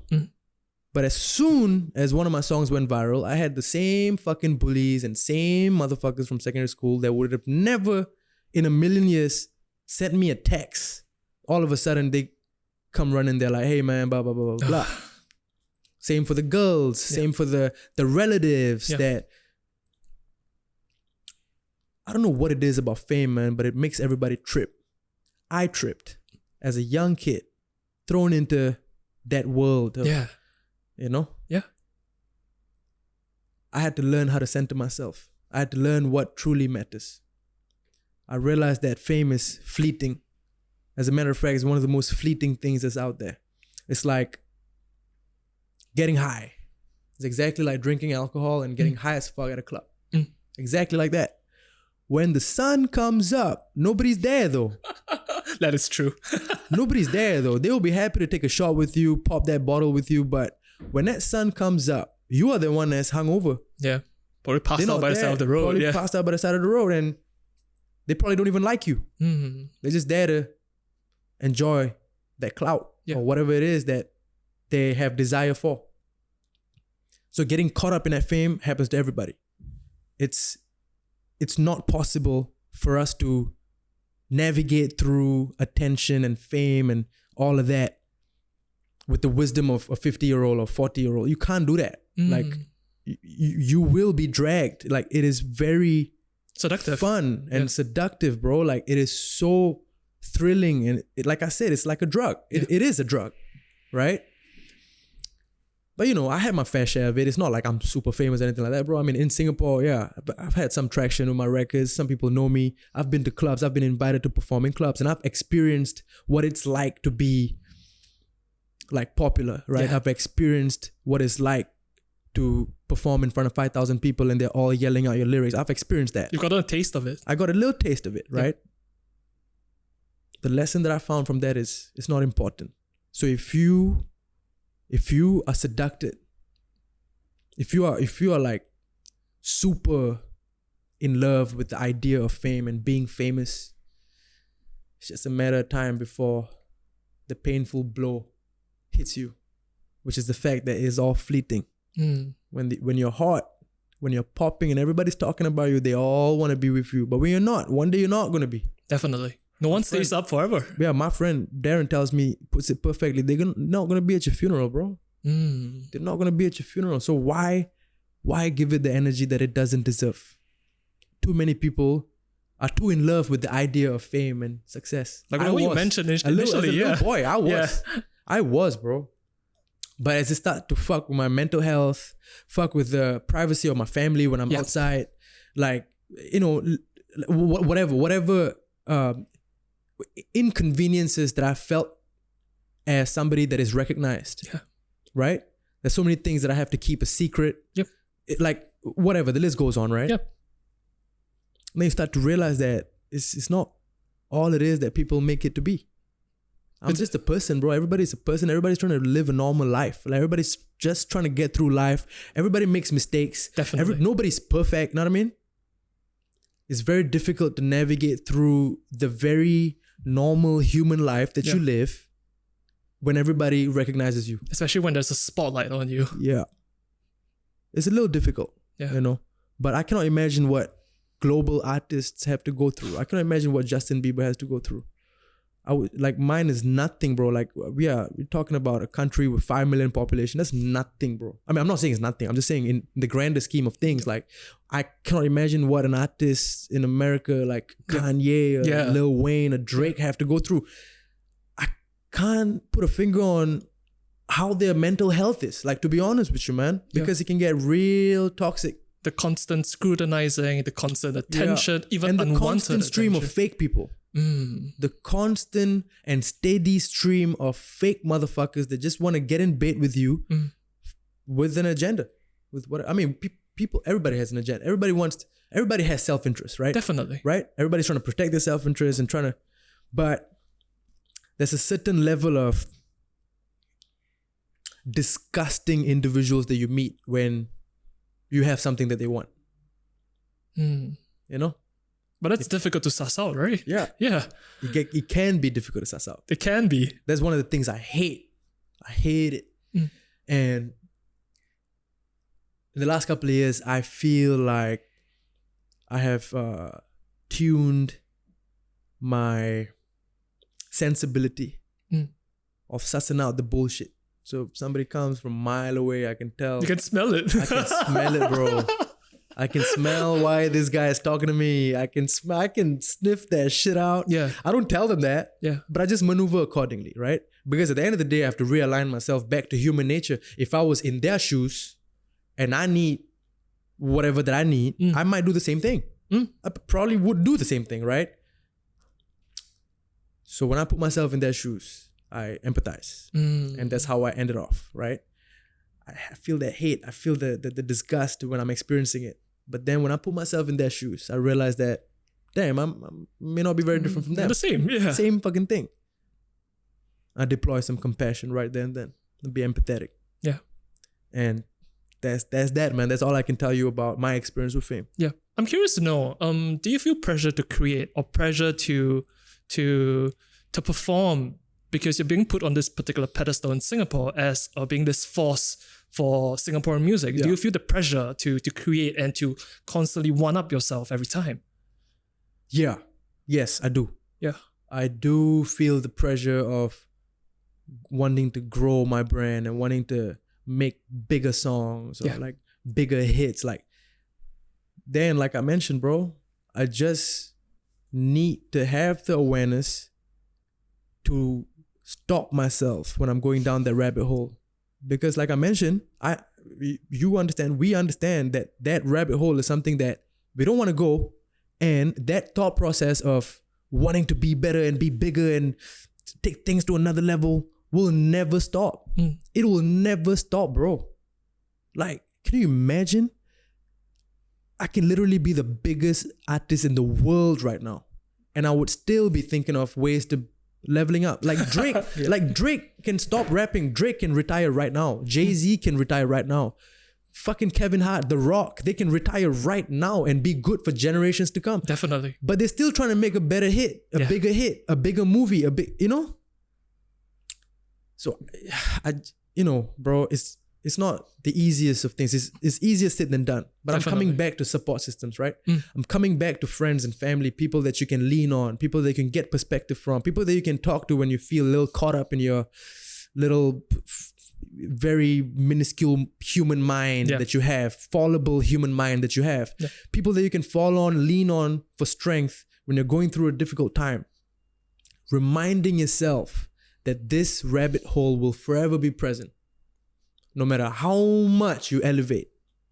And reminding yourself that the journey is so important for you to fully digest as you're moving through it. Because you're not trying to reach no destination, bro. And I realize the fellas that have the focus set on destination, they're trying to move through quick. Like, oh, what's next? What's next? As if there's an end goal. Exactly. Well, there is no end goal, buddy. The end goal is the coffin. You already got. End goal is the coffin. It's like, don't take life too seriously. You're never going to get out of it alive. Yeah. Right? Precisely. Fellas are trying to one up and move to, like, trying to improve and get to the next level as if there's an end goal. Right? And I have been a victim of that too. Like, don't get me wrong. I have been a victim of that mindset. I've been trapped in that mindset for a long time. But I have to deploy awareness to know when it is getting a little unhealthy. You know, when do I have to just pull back a little and just let the process take its time? Yeah. When do I need to stop myself from my mind, like stop myself from going down that line of thinking. Definitely. Of wanting to be better and greater and understand this human nature. Yeah. And with the whole process of realigning my focus back to the process, somehow, bro, it just works out. Somehow with that intention of, I just tell myself, like, I know, my spirit knows that I want to be better, right? But I don't put too much pressure on that. I don't try to force too much. I know I want to be better. One of my mantras that I've been saying for the last couple of months is I don't chase, I attract, and everything I want in life comes to me easily. That's perfect.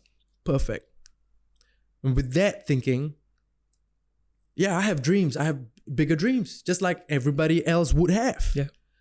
But I'm not hell bent on it, like I'm trying to force a round peg in a square. Not like that. Just let it flow, man. Just let it flow. Let the sequence of events unfold at its precise intended timing and have faith that that is exactly what will happen. I think it's interesting you use the word timing, because whose timing are we thinking about? Are we thinking about our own timing? No. Are we thinking about someone else's timing? Exactly. Divine timing, bro. And I would imagine their conception of time will be very different from ours. We count in seconds, minutes, and hours. I don't think they count like that. Nope. That's why the whole concept of micro and macro is important.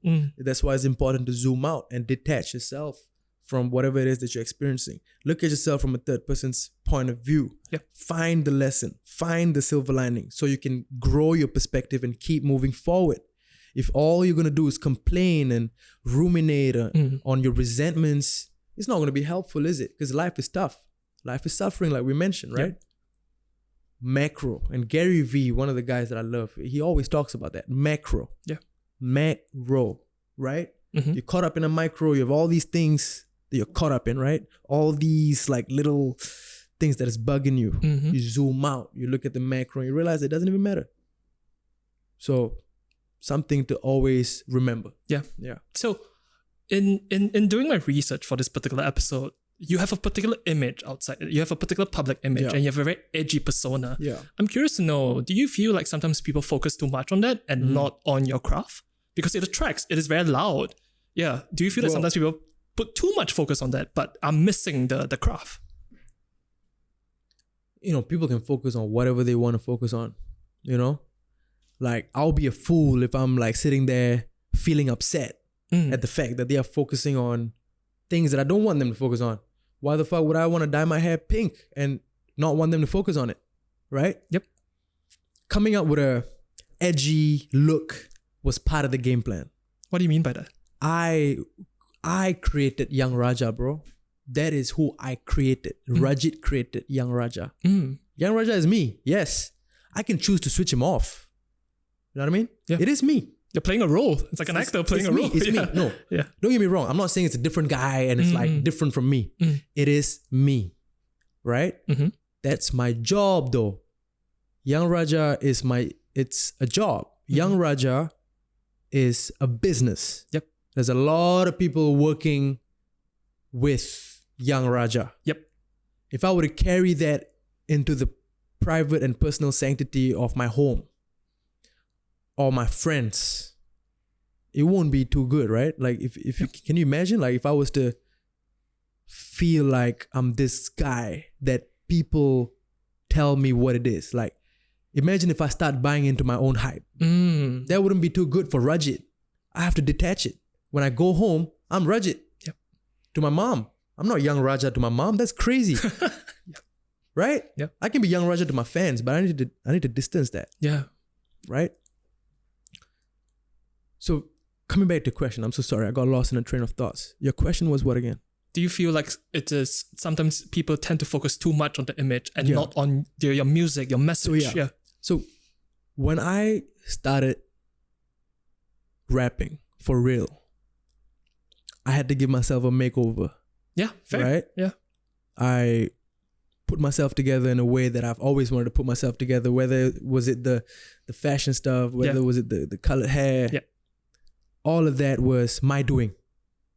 I did that. And I know that Rajit may not like that kind of attention or that kind of edgy stuff. Yeah. It is a part of my soul that fulfills whatever Young Raja is doing. Yeah. Right? But it's not everything. My spirit is vast, bro. Like I like my peace. I'm a spiritual person. I like my quiet time. Yeah. I created Young Raja, and that is my job. And it's edgy and it's whatever people think Young Raja is. But the reason why I have to distance myself from that is because I cannot possibly let people define what I am. Yeah, precisely. Right? People have too many opinions. See, the problem with being under the spotlight or being a public figure is that everybody has a fucking opinion, bro. Definitely. And they're entitled to it. Yep. I'm not going to tell them anything. Like you are entitled to your opinion just like how I am. But the problem is though, when too many people are giving their opinion on things, whether it's my music or my whatever pertaining to Young Raja, it becomes a little noisy. Becomes a little noisy. So it's people that are literally, bro, I'm actually glad that people focus on different things, because I've had people that start following me because they just thought my hair was cool. Okay. Right? Yeah. There's some people that follow me because they listen to my songs and they understand the lyrics and they fuck with it. Yeah. There are people that don't even understand Tamil, but they just like the song. They vibe with it. They vibe with it. Yeah. There are people that saw one of my posts on Explore page and thought I had a dope personality and they gave me a follow, right? There's so many different things, different ways that people see it. Yeah. And that's just how it is. Definitely. I have no qualms with that. Like, whatever the reason is, it is the way it is. Yeah. But for me, what's most important is I detach myself from it, because all of these different focus points and different opinions of people can fuck with your own view on yourself. Yeah. And that is something that you have to protect. You can never let another person's opinion, a person that doesn't know you, a person that has no idea who you are. There's all these people that have no idea who Rajit is, right? How can I, like my friend says, like those fellas that won't be at my funeral, how could I let their opinion or their focus points dictate how I look at myself? And I've went down that path and I don't like it. Yeah. It starts to fuck with your head. Yeah. So I have to distance, you know? It goes back to the other thing we said about knowing who you are, because if you don't know who you are, when you enter such a business, you're thrust into the public eye, you're gonna just, the image I have in my head is just getting torn away by vultures, because that is how a lot of the world is working today. Yeah. We talk about comments, we talk about opinions, we talk about those translates to engagement, and people are looking at engagement. Yeah. But paradoxically, it is important for anyone wanting to go inside quote unquote the industry to at least be aware that this is all business. Ultimately, it is a business, it's a job. Yeah. It's a business, it's not your personality. It could be a part of yourself, Yeah. but there is still a human behind. We talk about Kanye, Justin Bieber. Yeah. I think there is a disillusionment of people when you look at them through the screen and you look at their videos and you're so enamored with their success, but their humanity kind of just distinguishes. Yeah. You don't associate them as humans. They're like, they could be gods. Yeah, they could be gods. They could be robots for all you care. Right. But because you don't talk to them, you just see their curated self. Exactly. Yeah. And social media doesn't help with that because you see the most polished version of people, right? You don't see the rotten side. Nobody wants to show that. Yep. Right? And like what I said, man, like what you said was very interesting because people's spirits are not unidimensional, bro. Definitely. They're facets, they're sides, it's multi-layered, it's very complex. It's not even binary. Yeah. It's not like 1 and 1, it's like 1 plus 10, 20, and it grows. Yeah. Young Raja is an extension of me. It's a part of me. Yep. Right? It's not all that I am. Right? That's just how it is. Yep. And for us to even go in this topic, talk about this topic, is very interesting because I struggle with peeling back the layers sometimes. You know, people have this understanding of what Young Raja is. Yep. I try my best to showcase the other facets that make me me through my social media and whatnot. I'm always exploring these avenues to show the real me. And it can be a little challenging. I always I'm always thinking of ways, because at the end of the day, I don't want people to have a very one-sided understanding or perspective of me. Yeah. If they just look at Young Raja and the music and just judge it for what it is. It's deeper than that. Definitely. Right? It's deeper than that. Like you can't take anybody at the surface level. But unfortunately, when you're in the world of music or you're in the spotlight, everybody takes you at the surface level and they have an opinion for it right then. And that can be soul crushing at times. That's why it's important to detach yourself. I have this philosophy where you never lean too much into the criticism nor the compliments. Always center yourself. Because you like the compliments, bro. You're going to be crushed. You're going to be crushed when the criticisms hit you. So that's one of my guiding compasses. Yeah. So I am curious to know, how do you push yourself outside of your comfort zone and try something new? What has helped you get out of that? Because it's easy to yes, you have a good team around, and too easy to surround yourself with inspiration you naturally are inclined to. Yeah. But how do you push yourself out of that? Because to just try something new, to venture into new ventures, Well, whatever new venture it is that I want to tap into, I always ask myself if my spirit wants that, right? Yeah. Does my spirit want to open up the Pandora's box? Because whatever world you're trying to walk into, it is always a Pandora's box. Definitely. It's going to be a series of problems, a whole slew of problems that's going to be presented to you, and it's going to be a painstaking journey of solving one by one. Through that, you learn more about yourself and learn more about that world that you're walking into, right? So I've always been interested in fashion. I've always been interested in F&B. I've always been interested in rap. I jumped into these worlds with people that I can trust and people that I can hold hands with,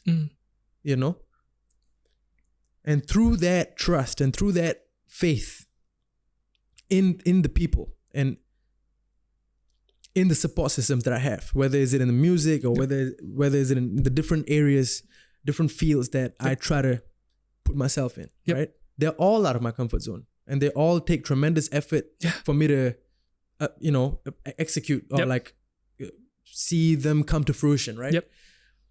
But the equation changes when you have people to guide you. And too many people today are afraid to ask. Interesting. Too many people are afraid to ask, bro. I met most of my friends through just asking people around, like, who do you think I should work with? I met Darren through an IG story. What? Could you share that? Literally. Yeah. a dream of mine, my recent dream of mine has been to start my own fashion label. Yeah. My own luxury / streetwear clothing line or label, right? Yep. And I was looking for people to work with because I don't know jack shit about making t-shirts. I know how to rap, but I need somebody to work with, right? I've always believed in the idea of partnerships because you know your strengths and you also know your weaknesses. If you don't know how to delegate people the weaknesses that you have, if you don't know how to delegate and get people that are better at the things that you're weak at, then it's going to be an equation that's very hard to solve, right? So I understood that I need to partner up with somebody, just like how I partnered up with Zeke to make the songs that I made, right? I posted an IG story saying, hey, I'm looking for people that are in the t-shirt business. If you know anybody, send this to them or like reply to this DM. There were hundreds of DMs. I can imagine, I only opened one. And what? I only opened one. I read all that. I saw one, which was a DM from Darren's brand called A Hit Co. that has been running for a couple of years. Very successful, very big in America. God bless him for that. Opened the message and saw what I saw. Arranged a meeting the next day. That's it. And I'm sitting there at his warehouse. And he tells me, bro, you can ask my staff. I knew you were going to reply. What was that? I don't know. What? I don't know. Okay. I swear to God, I have no idea, bro. That's divine. If I had kept my mouth shut and just quietly thought to myself, one day I'm going to start a t-shirt brand and just like, next thing you know, 5 years go by and nothing has happened. Nothing has happened. But I've never been afraid to ask. I've never been afraid to just tell people what I want or what it is that I'm going after. Because what I've come to learn is that people are willing to help. Too many people think that people are fucked up. Yeah, there are fucked up people there, but if you keep focusing on the people that do you wrong, then you're going to think that everybody's there to get you. Everybody's there to, you miss out, bro. Because there are good people in this world that are trying to create and build and elevate just like you. And there are people out there that are constantly looking for ways to help others, right? There are good people in this world. I believe that I read in this book of the gratitude book, right? They had this little lesson, like a practice. Most people would be wary of others, right? Wary of others that are trying to get them or trying to cheat them or fuck them over. Reframe that understanding, reframe that view into thinking that most people are there to help you. Most people are there to see you flourish and see you do good in life. Most people. Of course, there'll be some that are fucked up, but fuck that. That doesn't matter. Most people are there to help you, to work with you, to build with you, to elevate with you, to create with you, so on and so forth. Ever since I read that, I've never been afraid. I have a cafe now, bro. You were saying. Like 3 months ago, I was posting on IG stories asking people for help. Like, hey, do you know where I can get a container, where I can get a graffiti artist? Do you know anybody? Like literally posting things. I have a full ass motherfucking cafe right now. In the worst of times. In the worst of times. Somehow the universe manifested and aligned the things from my IG stories to now it being real. Like meeting Darren through the IG story. Now we have put out like 3 collections. Tight. And we ship globally. We've had plenty of people that fuck with the brand and great people, celebrities, some of my closest friends genuinely fuck with the brand and it's real now. That's what I'm saying. A couple of months ago, these were just ideas. In your head. In my head. In his head. Now, it's real. It's tangible. I can touch it. I can feel it. Wow. How the fuck did that happen? I don't know. Right? But if I can boil it down to one thing that has been constant throughout, I was never afraid, bro. Never afraid to ask. Because what could they say? No? All right. I have no problem with rejection. Because I used to get rejected all the time at auditions. Yeah. 9 out of 10, or a better ratio would be 19 out of 20 times it was rejection. 1 out of 20 was like, yeah, you get the role. Not because you're talented though, because you fit the bill. The token minority. Oh, you know? It's terrible. So my tolerance for rejection is pretty high. I would like to think so, right? So yeah, like rejection, that's child's play for me.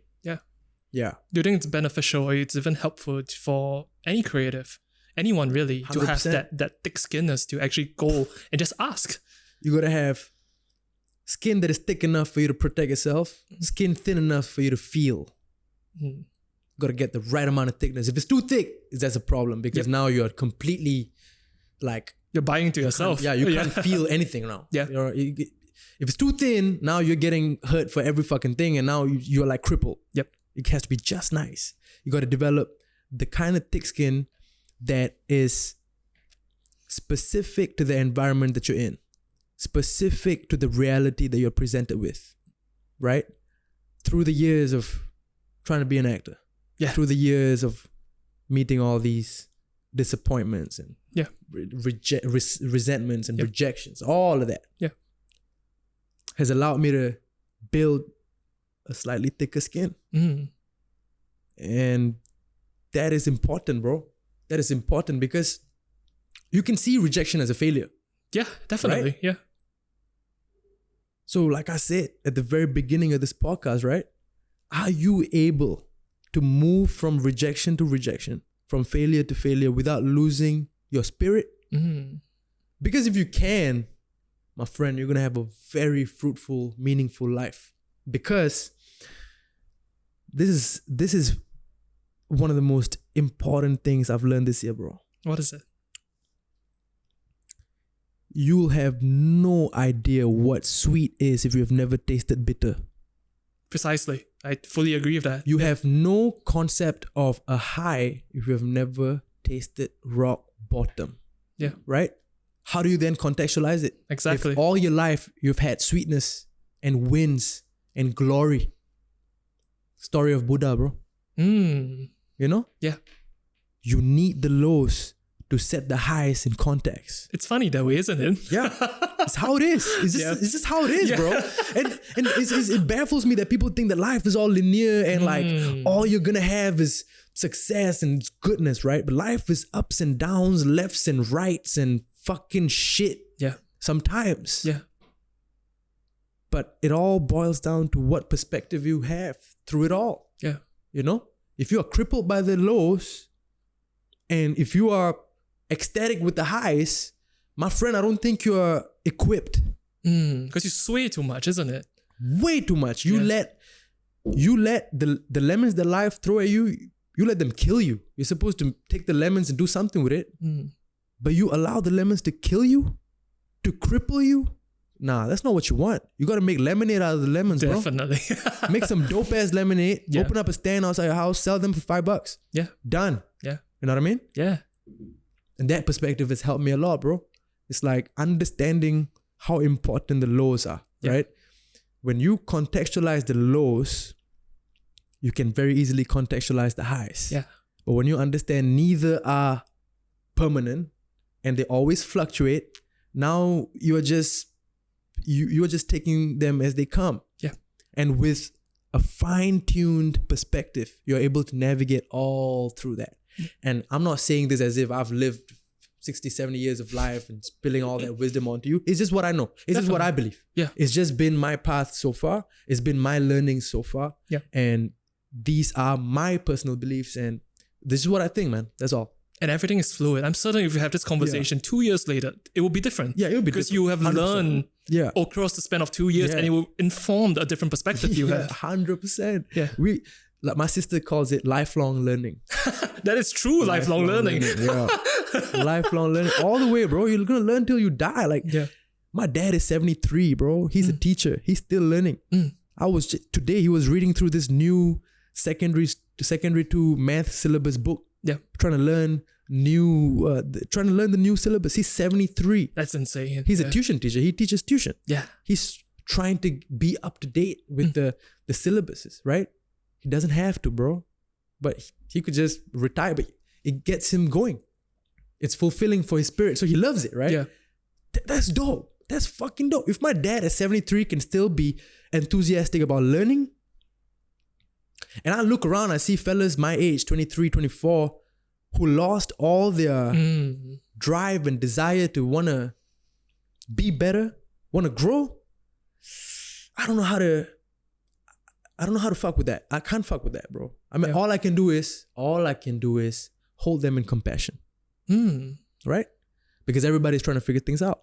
Everyone has their own journey. Everyone has their own journey. Yeah. Hold them in compassion, and that is how you hold yourself in compassion. How you treat yourself is how you treat others, right? If I can look at you and be infuriated or disgusted or like some negative fucking feeling arises when I see somebody else do something, it's probably reminding me of yourself. Of myself. It's probably reminding me of the ugly parts of myself that I tried so hard to keep away from the world. That's why people get triggered. Definitely. That's why people get angry. That's why people get such intense emotions that come out, outbursts, right? It's like a reaction. It's a reaction. Yeah, something happens and it's a snap reaction. Snap reaction. Yeah. But this is another thing that I practice every day, and it's a conscious practice. As you meditate and as you think of the people that you know, and as you just think of people in general, as your eyes are closed, as you remind yourself that everybody's on the same spiritual journey as you are, and everybody has their own timelines, definitely, their journeys, right? Yep. And you may just be like that person if you were given the same circumstances in life. Yeah. One of my favorite clinical psychologists, Jordan Peterson, talks about Nazi soldiers and how he's able to empathize with these soldiers that did heinous things, like young men that did terrible things. But he poses a question to all of us. If we were put in the exact same circumstance in World War II, 1940s Germany, under the rule of Hitler, how sure are you that you wouldn't act the same way as they did? How sure are you? Because I can tell you right now that you will 100% act that way. Agreed. On a psychological perspective, right? Yeah. So taking that into consideration, taking the fact that human beings, we are all just a product of our environment. We are all shaped by our circumstances. And we are all suffering and maneuvering through this life of suffering with whatever tools, whatever perspective, whatever blessings God has given us, right? If I see somebody, like coming back to thinking about people when you're in that state of meditation, or when you're just thinking of humanity, you remind yourself of this fact that everybody is going through the same spiritual journey as yours. They all have their own timelines. When you can look at them and hold them in compassion, you hold yourself in compassion. You reverse that, right? When you feel fucked up about yourself, right? Yep. All these deep, disgusting thoughts about yourself, when you think about your weaknesses, that little voice in your head that is yapping away, that's saying, "Oh, Raja, you suck, you could be better, you're not the guy you think you are, blah, blah, blah, blah, blah, blah, blah." I dig it all out. I ask that little voice, what else do you have to say? Tell me everything. I want to know it all. And then I sit with it. I sit with it all, bro. In the state of meditation, I sit with it all. All the ugly, disgusting thoughts, the fleeting thoughts about my weaknesses, my insecurities, the dark parts, the bad parts that I don't want people to see. I sit with it all and I hold myself in compassion because I understand that human beings are not perfect. Human beings are not perfect. We all have weaknesses. We're all trying to be better, but the bad parts of me make me just like how the good parts do. Definitely. Yeah. Right? Highs and lows, as we mentioned. Highs and lows. Yeah. So I think about people and I think about holding them in compassion while holding myself in compassion. If something in them is pissing me off or is getting a reaction out of me, that is me getting reminded of my ugly parts. So if I can learn how to hold myself in compassion and my ugly parts in compassion, perhaps I can hold you in compassion. Yeah. So now, I doubt I will react like how I would have when I was 18. Yeah. Right? Definitely. That has been one of the biggest lessons this year. Thanks to my sister for sharing that with me. That is the idea. I mean, the idea of multiple selves in the individual. I don't think it's common knowledge. Idea that you have a shadow self that all these kind of come out from isn't common knowledge. And the idea that the next step to that is you have to integrate it, because if you lose that part of yourself, you're not whole.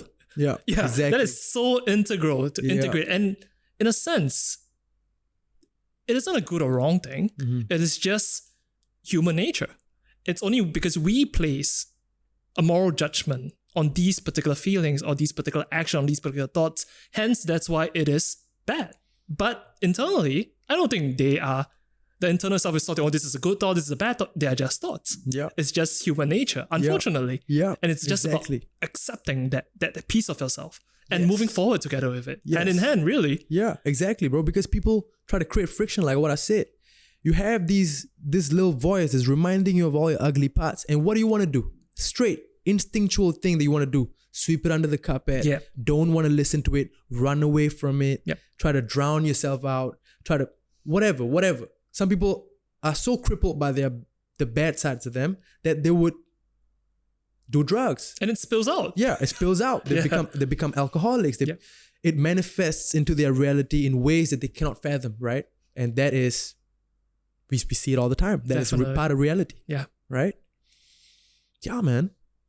It's interesting how things are, isn't it? Yeah. Like you can go through schools and life and learn amazing things, but there is also another side to it that it's something you have to pursue yourself. Yeah. Something you have to be curious about. Maybe you hear something. I think it's funny how information kind of gets translated to this thing called insight. Yeah. Like something you might have heard years ago, it suddenly comes into your head and you're like, oh, this is interesting. And because we have the technology to do it, we go and research it and it leads you down a different path. And going back to what we said, we never know what paths we're being led on until we have the benefit of hindsight and we look, okay, this had to happen and that had to happen. And hence I'm here.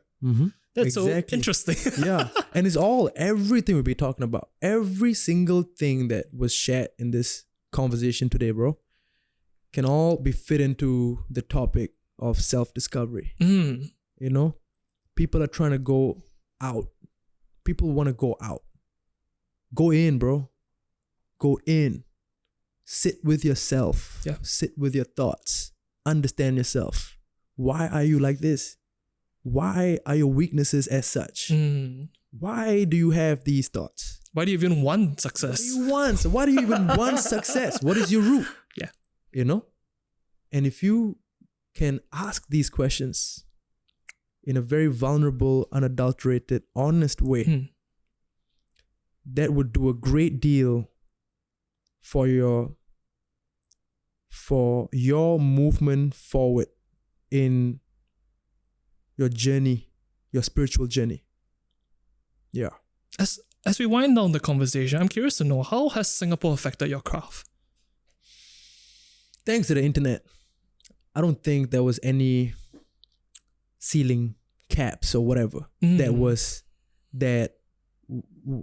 felt as if like it was a constraint or like a restriction for me to put myself out there. Yeah. You know? Because I'm one of those very rare guys that got to experience virality, right? A taste of virality. Yeah. And it wasn't just localized to Singapore alone. It was with Malaysia and people from around the world, like they got to know thanks to the internet. Yeah. That's how connected we are today. Yeah. But little did I know that our journey, our artistic journey, the launch of our careers, Faris Jabba, myself, MO3 Records, with whatever we did in the music scene the last couple of years, little do we know that will set a ripple effect of younger musicians that now see that it is possible, right? Because before we pursued it, like when we wanted to pursue it, we weren't looking at anybody in Singapore. There was no one? Of course, we have our OGs. We have Sheikh Haikal. Definitely. We have my brother Sugar Shay, Lion City Boy. They've been rapping and they've been, kind of been a practitioner of rap. And it's something that I love and respect and honor, right? Yeah. And more power and more love to those guys, man. Like, those are my guys. But when we wanted to create music in Tamil and English, and for Faris to do it in Malay and English, and he wanted to dance and he wanted to sing, at that time, we felt like it was a very original blueprint. Like, we have our inspirations. We have our guys that we are inspired by and have always been inspired by, right? But when it came to being an artist or pursuing music here in Singapore, I don't think we had our guys to look at and be like, okay, that's who we want to be like. This is who we want to be like. We couldn't set our eyes on anyone in Singapore. We had dreams way bigger. Like, we wanted international. We wanted to go. We wanted to pop off. We wanted to put Singapore on the map. We had all these crazy ideas. Little did we know that the launch of our careers set forward a ripple effect of younger artists, younger musicians now thinking that being a musician in Singapore is a very possible thing, right? It set out this wave of encouragement, unspoken encouragement and unspoken validation to that little 17, 16-year-old boy that wants to be a rapper. He now sees the fact that, holy shit, National Day Parade has rappers. Precisely. Holy shit. Like, and they're not lame. It's not no lame shit. It's not no like, you know what I mean? It's it's cool. It's pretty cool. I think it's cool. I mean, it's cool to me. If it's cool to me, I'm pretty sure it's cool to somebody else. You know what I mean? We didn't foresee that, you see. Now, fast forward 5 years later, there are so many rappers here, bro. That's great. In Singapore now. So many. And I'm surprised. Where were these guys? Where were they 5 years ago? How come there was nobody? How come everybody was in the indie game and everybody? How come nobody came to the surface? Like, how come I didn't get to see these guys at any events? But how come now they're everywhere? Like, now there's suddenly a scene that's brewing, and it's feeling like something's going to pop up anytime, and it feels like the next big act is going to pop up anytime. Now it feels like it is way more possible to have a Singaporean festival, a festival made by Singaporeans for Singaporeans. The entire lineup are musicians from Singapore, and people from all over the world fly down to see that. Just like how we would want to fly down to Coachella to watch. That's incredible. Right? Yeah. How come right now it feels like it's way more feasible of an idea when 5 years ago that felt like a dream that would take eternity, like take a whole ass fucking eternity to reach? That's always the conversation about Singapore, isn't it? Right. I mean, we try and we aspire to be this creative hub, but I mean, the conversations from when I was in school and everything is like, it's difficult to make it in the arts. It's difficult to be a creative because there's just no money. There's no money and there's no support systems. So shout out coming back to my guys, Zeke, Fly School, who saw me and Faris and decided to roll the dice and sign us to his indie label, MO3 Records, who then made the very ingenious move to get into a joint venture deal with his buddies out in Kuala Lumpur, who ran Cartel Records together with Sony Music Malaysia. Wow. Right? Yeah. So Zeke's approach to execute his plan was to bring us from Singapore. He understood that Singapore is lacking that infrastructure to support musicians and especially rappers. So he took us to the route, connected us to Cartel Records, who are and have been very established in Malaysia. And the hip hop scene in Malaysia is huge. It's super fleshed out. It's been around since the 90s and it's thriving. Right? They have their own thing going on. So Zeke brought us to Malaysia, linked us up with the right guys. And next thing you know, everybody started to take note of the fact that these two Singaporean boys are doing this and this and that in Malaysia. Right? Now Singapore has no choice but to embrace like, you guys. Hey, what are you guys doing there? Yeah. Well, why don't you come on here and do some stuff here too? What's the matter of time? It was just a matter of time before that started to happen, right? Why I tell you this part of the story is because if Zeke didn't have that perspective at that time, if Zeke didn't know how to navigate that, if Zeke didn't know how to get us to the support system that we need, all of this wouldn't have happened. That one thing that Zeke did set off a chain of events. Now we got Def Jam Southeast Asia. Now we got Universal Music Singapore signing rappers, bro. Wow. How did that happen?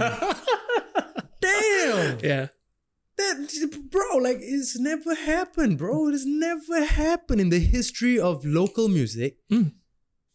We have never had mainstream rappers. But for some reason, now we do. Yeah. You know what I mean?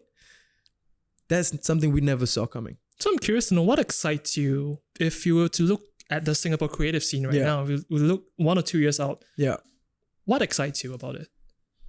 When I think of all that we can bring to the table, all that we can offer as Singaporeans, with all the cultures and languages that we speak. Yeah. When I just think of how much there is in store, right? For us to share with the world. That excites me, man. That fucking pulsates through my heart. Like every time I think about that. Because every time I meet a foreigner and I tell them I'm from Singapore, they either question where Singapore is, or they get completely blown away when they find out that Singapore is a multiracial city and we have a couple of national languages. Right? A couple of languages accepted and celebrated as a country. They get baffled when they know that. All these little things that make Singapore unique. When they come to know of it, it is often met with a surprise. With a, huh? With a, what? Whoa, I've never been to Singapore, right? Yeah. So now that we have a music scene that is thriving more, a music scene that is bubbling up. Yeah. I can't help but to think of a future, a potentially near future, where the creative scene, right? The creative scene, not just the music scene, the creative scene. All creators from all facets. I can't help but to think what kind of an impact we could have, not just for Singapore, but on a global standpoint. What kind of impact we can have when we all come together. Because you see, what's happening now is every individual industry is having its revolution, so to speak. Right? The music scene is getting revolutionized right now. People are starting to see that music is something you can pursue in Singapore. Yeah. The same thing is happening in the NFT space. The same thing is happening in the design, the graffiti, the DJ, the b-boy, the skater, the so on and so forth. It's happening. Everybody is seeing all these different avenues as possible ways to lead your life, if that's where your spirit lies. I can't help but to think what Singapore's creative scene would look like if everybody came together. Holy shit, bro, that's exciting. So the game's finally getting started. The game's finally getting started. And we didn't have that. We had little pockets of people that were trying to see their vision come to fruition. But we needed a systemic change. And I feel that the systemic change is in effect. It's in effect right now. Because people are starting to take note of the original thinkers. The fellas that dared to dream. The fellas that just didn't give a fuck. People are taking note. And they are celebrating it, to say the least. They're embracing it. As far as I know, my country is embracing me with open arms. My country is embracing this boy, first generation Singaporean, whole family from South India, immigrant family, embracing me with open arms, bro. Fuck. The best is yet to come, really. Right? So I look at all my friends and everybody's excited. Their eyes are wide, bro. The eyes light up when they think of where we are moving towards. And we are all hopeful that there will be a day where people from all over the world will know what a Singaporean artist is. Mm-hmm. And when I was mentioned on Jimmy Fallon, the biggest takeaway from that, the thing that made my heart sing, bro, wasn't the fact that he played my song, to be honest with you. Mm. It was the first 3 seconds when he said, "This is Singaporean rapper Young Raja." I paused the video right there and I cried. Wow. I didn't have to finish watching the video because I have met so many people in my life that didn't even know where the fuck Singapore is. Exactly. And it makes you question, right? It makes you think like, wow, like, am I from a place that unknown? Like, what the fuck, man? Like, Singapore is a city. Like, it's an advanced city. How could people still ask me if it's in China? Yeah. What the fuck? Yeah. Right? Messes up with your identity. Messes up with what you feel about your country. Yep. Jimmy motherfucking Fallon introduced me as Singaporean artist. It's so powerful. He could have said Indian artist. He could have said Southeast Asian artist. Yep. He could have said anything, bro. He said Singaporean artist. That is enough. That is enough. Bro. My personal mission, and I'm pretty sure it is the same mission that my boys share. Yeah. Our personal mission is to put Singapore on the map and to show the world that we have everything that you are looking for. And we don't need to look at K-pop or America or anywhere else. That's always been the narrative, isn't it? Right? Yeah. Or you go to America, you make it big. I've lost count of the number of people that told me to go to India and make it big there. I have a better odds at making it big there. When I was an aspiring actor. How many producers, directors, talents that told me to go to India to have better chances, bro? Do you know? Man, so many people, bro. You'll be surprised at how many people think that way. Why the fuck do I need to go to India when this is my country? Precisely. You know what I mean? Yeah. And those people that think that, I empathize. But at that moment when they said it, I can't help but to think, eat a dick, motherfucker. That's what I'm thinking. Yeah. Eat a dick. Yeah. I don't need to go to India. But now I've learned how to handle that. If that's their perspective, all power to them. Yeah. More power to them.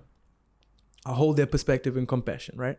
If that's what they thought is the way to move up the ladder, right? I have to go make it big somewhere else for my country to celebrate me. We look at this. We have seen that. Artists that become big, they go to another country, they become way bigger, and now Singapore tries to claim them. Yep. Singapore tries to get them back and celebrates them. Yep. It's just been the way, but I'm not trying to say anything bad about it. It's just been the way. It's just the way the game has been played. Yeah, and people can't help but to buy into that narrative. Yeah. But I want to challenge that narrative. Why can't there be a celebrity, homegrown, and it's big from here? Not some guy that went out and became big outside first, and then your country starts to celebrate. Why not? We get celebrated right here, right where I'm from. Yeah. Right in my city, in my neighborhood. Yeah, exactly. Right? Yeah. Why not? I want to challenge that. I wanted to challenge that status quo. That's why in my songs I talk about my city. Proudly, bro. Yeah. Proudly, I say the word Tekka, I say Singapore, I say my brother's names, the guys that I grinded with. I talk about these guys because this is my story and I'll never change that narrative. Just because you think I have to go to India and make it big for my city to celebrate, I'm not going to change. It's interesting. Like there is an old way of doing things, but right now it seems like there is a new way of doing things. Yeah. And we'll see how this goes. Yeah. It's exciting. It's exciting. We'll see how this goes. I'm coming back to this, right? Because the journey it's been a long fight, bro. Yeah. It's been a long fight. It's been a really long fight. For rap music, me as a rapper, it's been a couple of years, but for me to want to pursue the creative industry, the media industry, that started when I was 12. Exactly. I'm 26. Yeah, it's 14 years. Yeah. And to finally be at a place where I can make change. Show my I don't have to say anything. My career and the good work that my team and I have done, that we are very proud of is a testament to all that we have always believed. I don't need to say another motherfucking word to anybody, bro. You know, that's how I feel. Yeah. I don't need to say a word. The work that we have done, my team and I, everything that we have created in the last couple of years, and everything that has transpired in the last couple of years, that is testament to the fact that we can shake shit up from right here. Yeah.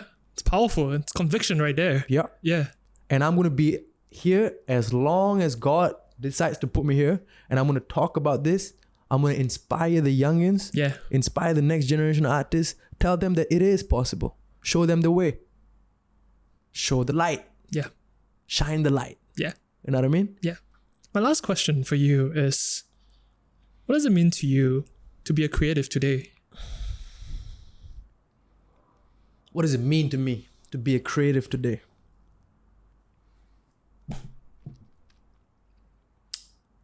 It means that I am fortunate beyond measure. Because if you're a creative, it's most likely because you're passionate about it. Yeah. And it's your dream. Yep. I've never met a creative that was forced by their parents to become one. That is quite true. Right? Have you ever met a creative that is very true. that is a creative because all their cousins are creatives and their parents forced them to be creative?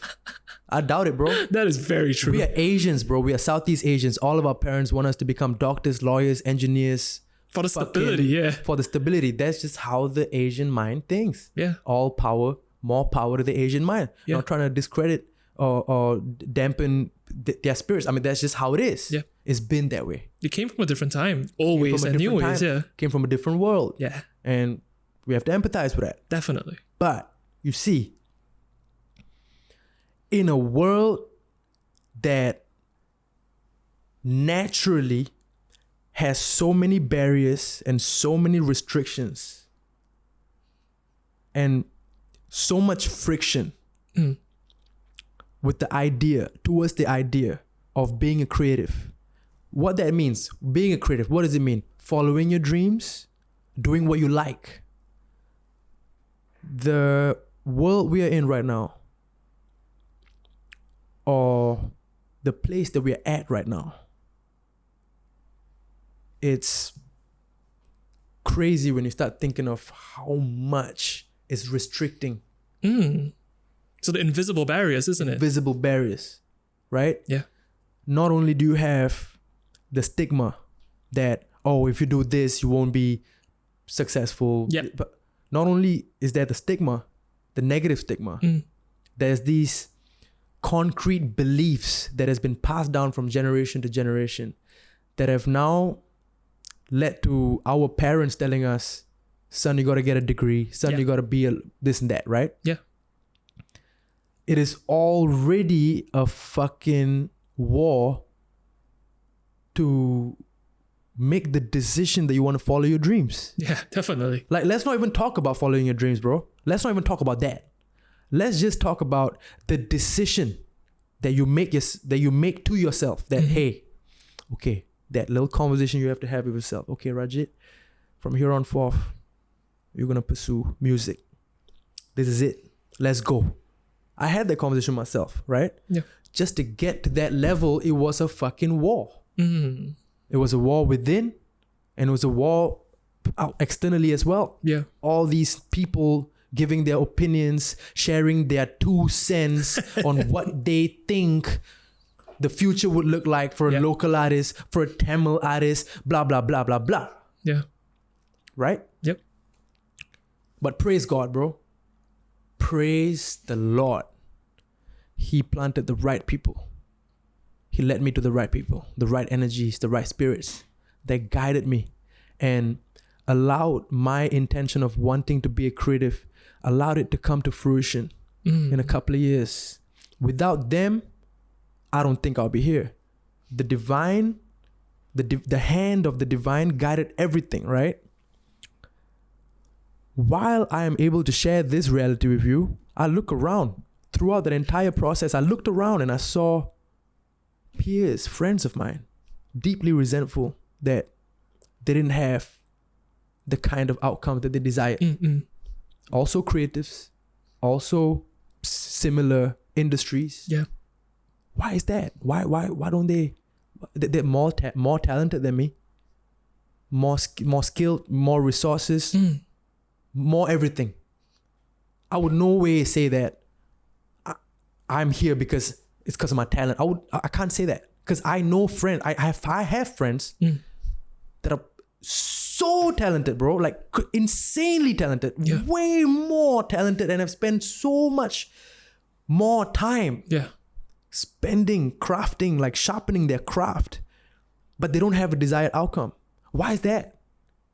I don't know. I don't know. And I don't want to go down that rabbit hole. But what I'm trying to say is, all I can contextualize this is with my journey. Definitely. And how my journey has been the last couple of years. Praise the Lord. Bro, I am so fortunate to be put in a place where I can do what I love with people that I love. And enjoy every step of the way with all of my heart. Not a single ounce of resentment, not a single ounce of friction, not a single ounce of my spirit wanting to complain that it could be that way. Yeah. How would it be like if it's this way? Yeah. Like, you know. Definitely. I'm constantly aware of the fact that I am very fortunate. I know people way more skilled than me who have spent way more time at their crafts than me. It's better at me in every way possible. Yeah. And I can tell you that with no ego. And I know them personally, bro. But life doesn't work out the way they want it to work out. Yeah. and that's just facts. Yeah. Like, I'm not here trying to paint you a story that is false, bro. That's facts. That is facts. Yeah. So I look around at all that. How could I not acknowledge the fact that I'm blessed to be here? Yeah. Because I have 6 songs, 7 songs. I don't have an album yet. Yeah. Like, I just started, bro. You just started. Yeah. We just got started. My friends and I, we just got started. But look at what God is blessing us with. Right? How could I not call this fortunate, bro? Gratitude. How could I not be grateful for this? Yeah. Motherfuckers looking at me like I'm crazy for always talking about gratitude. Well, I would love for you to see what's happening in my life. I would love for you to see the smile on my mom's face. I would love for you to see how my friends and I celebrate. Yeah. The awareness is so in tune and so special. The awareness that, yes, it's not because of my talent or my individuality, but there is something shaping and moving. Yes. Yeah. The divine, the hand of the divine is there, bro. That's why I'm here sitting right in front of you, talking to you about this. Yeah. I could have died. Precisely. Something could have happened. Definitely. My career may have not taken off. Like, so many possibilities. So many. I could have just been one of those guys that tried to become somebody and then just disappeared. Yep. A million infinite possibilities. But here I am sitting in front of you. I just had a song with Snoop Dogg that just came out. Yep. Wow. that is insane. Right? Yeah. And I rapped in Tamil on that song. Powerful. Fellas don't even know what Tamil is. They think there's only one Indian language. They think there's only Hindi. Or they think there's only Bollywood. And I'm here saying, Theka and Long Beach, we're unified.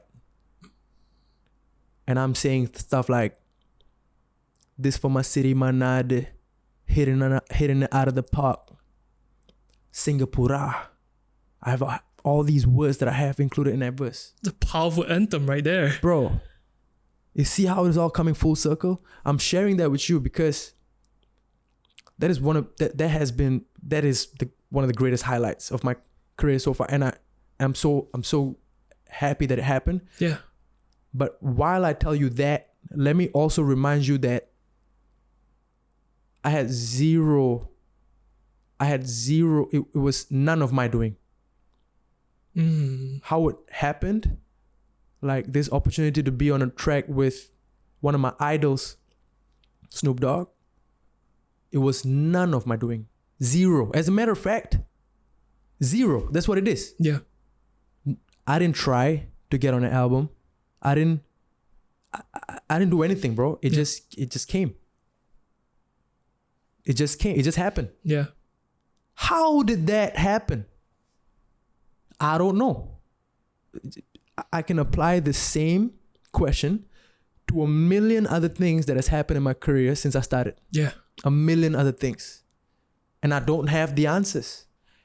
But one thing I know for a fact, it wasn't my doing. They asked me to write a verse.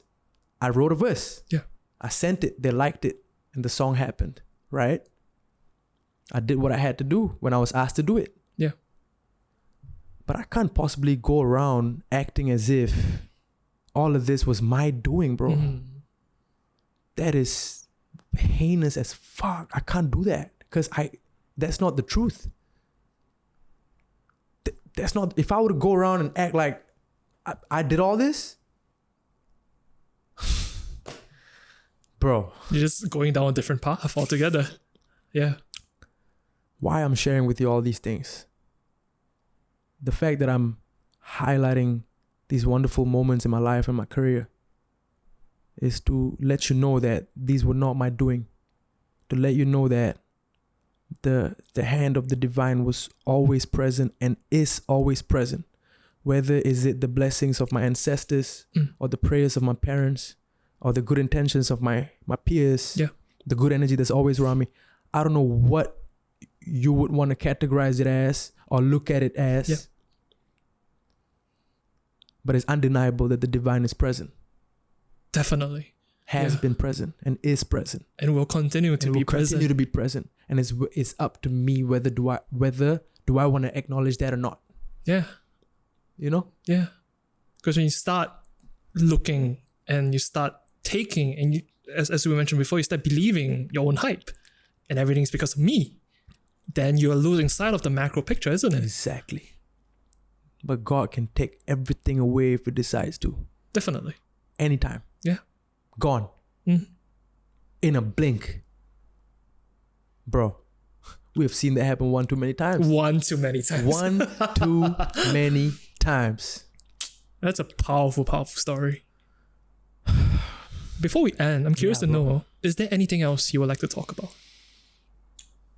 Man, I'm thinking, bro, what do I want to say? I think it's important that we have conversations like this with one another. I have conversations like this with my friends all the time. And I'm only able to do that because I chose the company that I keep. Definitely, yeah. I just wish more people are aware of the energies that are around them and how that influences and impacts their spirit. And with that awareness, if we can make some conscious decisions on keeping the company that helps us move forward in our spiritual journey by constantly growing and elevating, I feel like we will definitely collectively increase the odds of us being where we want to be. That being said, God has His plans, but still, within our power, at least we make sure that we leave no stones unturned. We are part of the equation too. We're part of the equation, and you have that power to shape your surrounding. And I just wish that more people, especially young people, teenagers, they're aware of that. Just to have that awareness, and we need to have more conversations like this on a day-to-day. Start talking, start digging. Yeah, and the fact that you do this, on your podcast, bro, I have so much love and respect for you because this is needed. Thank you. Important, man. What you do is you're doing God's work because this is education. This is giving value to the people, right? Unconventional education. Yes. 70 episodes. God knows how many lives you've changed, you know? I'll find out when I die. Probably. Yeah, probably, bro. Yeah. But yeah, we need to start having conversations like this on a day-to-day. And I thank you for having me here, bro. I thank you for having this conversation with me here on your podcast, bro. I thank you for the conversation. And I thank you for your time. thank you for real. Like, this is very powerful and it's moving stuff. And you don't get opportunities like this to share. Few and far between, really. Yeah. Mostly serendipitous. Yes. And I hope that you continue to do this. And I hope that you continue to inspire whoever that listens. All the folks that listen to your stuff. And I hope you know how valuable these conversations are that you're having. I might have an inkling. Yeah. Right? Yeah. I can feel something. Yeah. Yes. Keep doing it, man. And that's what I have to say. Thank you, Yang Rangaja. Thank you for your time. The fantastic conversation. Thank you. And all that you do. Thank you, bro. And that is a wrap, sir. Thanks for listening. We hope you enjoyed the episode and feel inspired. If you enjoyed what you heard thus far, do give us a follow on Instagram. And don't forget to share and subscribe. Stay tuned for the next episode.